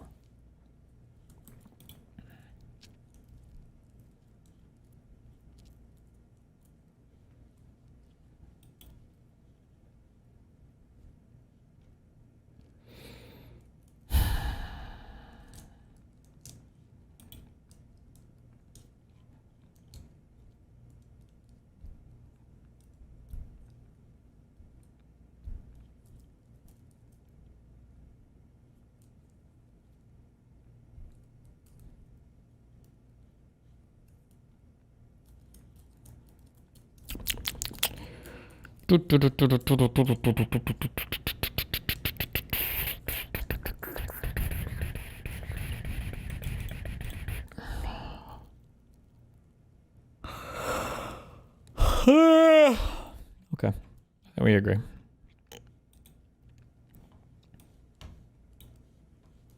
What else do we have here?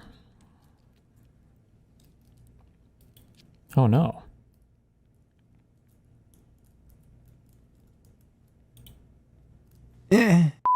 Uh-huh. Yes, yes. Travis Kelce, 3-time Super Bowl champion, one of the best tight ends in the NFL right now, has gotten engaged to Taylor Swift, as Will correctly called out, because he is the number one Swiftie. Thank you. And not number one Swifties in chat. Yeah. Now, this has been a big news story. I personally don't fully understand why everybody gets so excited about stuff like this, but I'm weird. So I want to ask I mean, can I be honest? First of all, that's like the new American royal family. That's what I garnered. Yeah. How did you feel like emotionally when you heard the news? Where were you? I really would love to play the caricature that you guys want me to be, where I jumped for joy and I cried for her, of course. I did not care. Really? I don't care. I've always said this. I'm not invested. Oh my God, you guys act surprised every time. And I'm so consistent about it. It's crazy. I've always said that I'm not like invested in her relationship. I don't care who she's dating. I've always said this. Go, literally roll the tapes. I feel like even Maggie Healy, I was like, I don't care who she's dating. I was arrested for war crimes, and then you call me, I'm like, I feel like I don't even know who that is. That's crazy. I feel like, joking. I feel like her relationships are so tied into her musical product, though. Yeah, but so what? I mean, like, no matter what, she's gonna write a good song. It doesn't matter who she's dating. Put it this way. If Eminem got back on drugs, I'm pretty sure that next album would slap. Yeah, but drugs is drugs. You know? But no, but that's like Taylor Swift's thing. Taylor Swift's drug is Taylor a man. Swift is her breakup relationship. I'm a Gaylor. Right, but it's not actually. That's what you guys don't get. That's how you're not Swiftie. She has so many songs not about breakups in a relationship. She literally has a song about killing herself. She's like, there's so much. No, it's not. Whatever. Anyway, the breakup played no role in this. Can I say something? There is a hint of bitterness that it wasn't you. What? That I was engaged to her. Oh, are you jealous of Travis? I'm not jealous of Travis Kelce. But this goes along with my Gaylor conspiracy. This goes along with the Gaylor conspiracy. Right. I think the real Gaylor conspiracy is that I secretly think Cutie is a Gaylor because she put this opinion in my mind. I know. I just know every opinion. That's the thing. I don't want to be this person. I'm a historian on the subject. Right. I've lived through it. You know every. But you don't care. You know every Jets team. Right. But I admit I care. Okay. Who's your favorite player of all time? Yeah, sure. Darrelle Revis. Who's he married to? I don't Go fuck yourself. That's what I thought. That's what I thought. This is the dumbest. No, it's different. It's different. This is the dumbest argument No, of all time. it's Because not. a relative comparison would be Tony Romo. When Tony Romo dated someone that adversely, what's her name? Ashley. What's her fuck? The famous. Whatever. When he was dating her, it adversely Ashley Simpson. It adversely affected his football play. So everybody cared about their relationship. It was the talking point of one of the funny memes early on in the esports world was you could like some players were heavily affected by their relationship stuff. You could trace sometimes like career ups and downs based on relationship stuff. I don't know if it goes the same for college athletes or professional athletes or whatever, but whoof. Every sports show. So Taylor's relationships having such an impact on her music is absolutely relevant to the Taylor Swift fandom. She was with Joe Allen for 6 years and wrote some of the saddest songs she's ever written that weren't about relationships. I mean, they are not together anymore, so clearly they weren't about a relationship. But it clearly had an impact on her sadness. Oh my God, I'll never win this argument because you guys are very close-minded men. They are. You're trying to say that Taylor Swift does not have an overwhelming number of songs about her relationships, her breakups, and her romantic state present. She does have a lot of songs about that, yeah, but so does every artist. Bullshit. Pull up Sabrina Carpenter right Daft now. Punk. Okay, so does every female artist then. Let's not monolith women. Are you being sexist right now? Wait, what? Romantic state present. She does have a lot of songs about that, yeah, but so does every artist. Men. They are. You're trying to say that Taylor Swift does not have an overwhelming number of songs about her relationships, her breakups, and her romantic state present. She does have a lot of songs about that, yeah, but so does every artist. Bullshit. Pull up Sabrina Carpenter right Daft now. Punk. Okay, so does every female artist then. Okay, Daft Punk is not. I feel like that's a different type. She should have said like every singer, because I feel like rapper singer people also. Doesn't Drake? Isn't he always like rapping about girls and relationships and being an emo boy and shit? Like Justin Bieber sings about. Didn't he? I don't know. I don't listen to any of these people. I feel like there's like romance shit. Isn't like all classic rock? Isn't like every song basically a love song? Basically, no. Let's not monolith women. Are you being sexist right now? No, I don't. Let's not monolith women. I feel like you're pigeonholing. The internalized misogyny coming out of you right now is it's a lot for me to handle. I don't like talking on Taylor Swift with you guys. I'm not even kidding. I don't like it. I don't enjoy it. We asked you about the biggest news in America, which is her engagement. You guys are infuriating. So I'm like, oh, how exciting! What flowers is she gonna have? You're like, oh my god, Kitty, did you shit yourself? Did you shit in your little pretty pants? You stupid little bitch that love Taylor Swift? Did you drink your pumpkin spice latte and kick your stupid little onwards in the air? You dumb little fucking cunt! Is that what you say to me? Man, I feel like throwing trash at her right now. We don't have to talk about Taylor Swift. You have a better segment. Wait, do you have anything to say about it? I do have It is kind of the biggest news in the United States. There's not. I personally feel, because I keep getting asked this, I really don't think there's much to say. I really don't. Are you happy for her? No, I think we got a lot of smoke for the upcoming part of this Taylor Swift reaction, because they got to make everything political. So right-wing content creators have decided to take on the mantle of the Taylor Swift-Travis Kelce engagement and turn it into something insane. Now, number one, Donald Trump, famous hater of Taylor Swift. Really? Partially because, now he likes her. Well, because Taylor Swift endorsed Kamala Harris. Oh. And Donald Trump, famous Taylor Swift hater, was very upset about that, very offended by that, said that she was no longer hot. And not hot anymore. Yeah, and had routinely talked shit about her. But then when she found out about the engagement, he was like, oh, congratulations, whatever. Taylor Swift is... Why are we watching? I don't know. Somebody said Cutie has a crash out. Does it actually happen, or is this... Is married, engaged. It's great. But there's also one other thing I want to bring up, Mark. If you can pull up my Twitter, there's a Charlie Kirk video that I want to... While he's pulling it up, can I say something? Yeah. I'm very happy for them. That was it? Because from the other side, following Travis Kelce, years ago, in an interview, they asked he and an offensive lineman for the Chiefs who their celebrity crushes were. And the offensive lineman answered, and Travis Kelce was going, let me think. And the offensive lineman went, what? And he went, it's Taylor Swift. And he's like, it's Taylor Swift. So he's like carried a flag for her for years. Damn. And that's so cute that they actually got like together. each other. Yeah. That's cute. It's cute. Okay. Number Charlie Kirk one Taylor Swift fan right there. That's true. That's true. I know that because in So High School, she actually references. She says, do you want to marry, kiss, or kill me? Because they asked him in an interview if he wanted to marry, kiss, or kill Taylor Swift, Katy Perry, and then someone else. So it's already been referenced. Don't you worry. Wait, why do you have to take this man down? He didn't say marry Taylor, did he? I think he married Katy So Perry. it was referencing I one of think her he wanted songs? to... Kiss Taylor Swift. No, it was before she wrote the song about his interview. Oh, so she already wrote songs about him. Yeah. So it impacted her music. I never said it didn't. I never said her relationships never ever impacted her music. I didn't say that. You can go find it. It's like I know I yelled for the bit, but it is actually really fucking annoying that you guys never listen to me. You never listen to me. You never listen to me. I'm listening. Sorry. Okay. Let's watch Charlie. If you yelled at Will, just wait till you hear what Charlie Kirk has to say. This is 3 minutes and 48 seconds of great stuff. I'm going to be debating him, by the way. And I'm so excited. I'm going. That's coming I up. invited myself. Well, let's take a look at what Charlie had to say in the aftermath of this new arrangement. Reasons why Taylor Swift has been so just kind of... Hello, I want to clear a few things up. I know Taylor's songs to be about relationships. I'm not denying that. Even so, people said, I also do I care about this? Okay, what? I feel like this is the biggest thing ever. Vosh was shitting on Gavin Newsom? Why? Okay, don't care.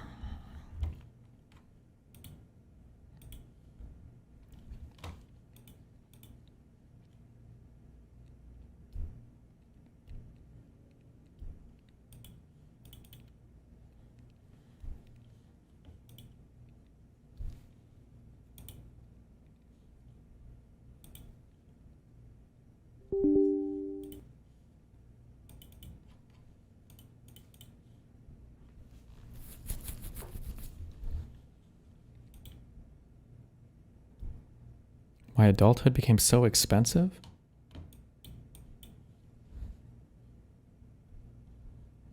Hooters CEO and Pivot, no more butt cheeks hanging out. What? What are they going to call their restaurant? Give it another 20 years and literally no young person will be able to afford to purchase a home, period. It's a lot harder for young people today to save up for markers of the American dream than it was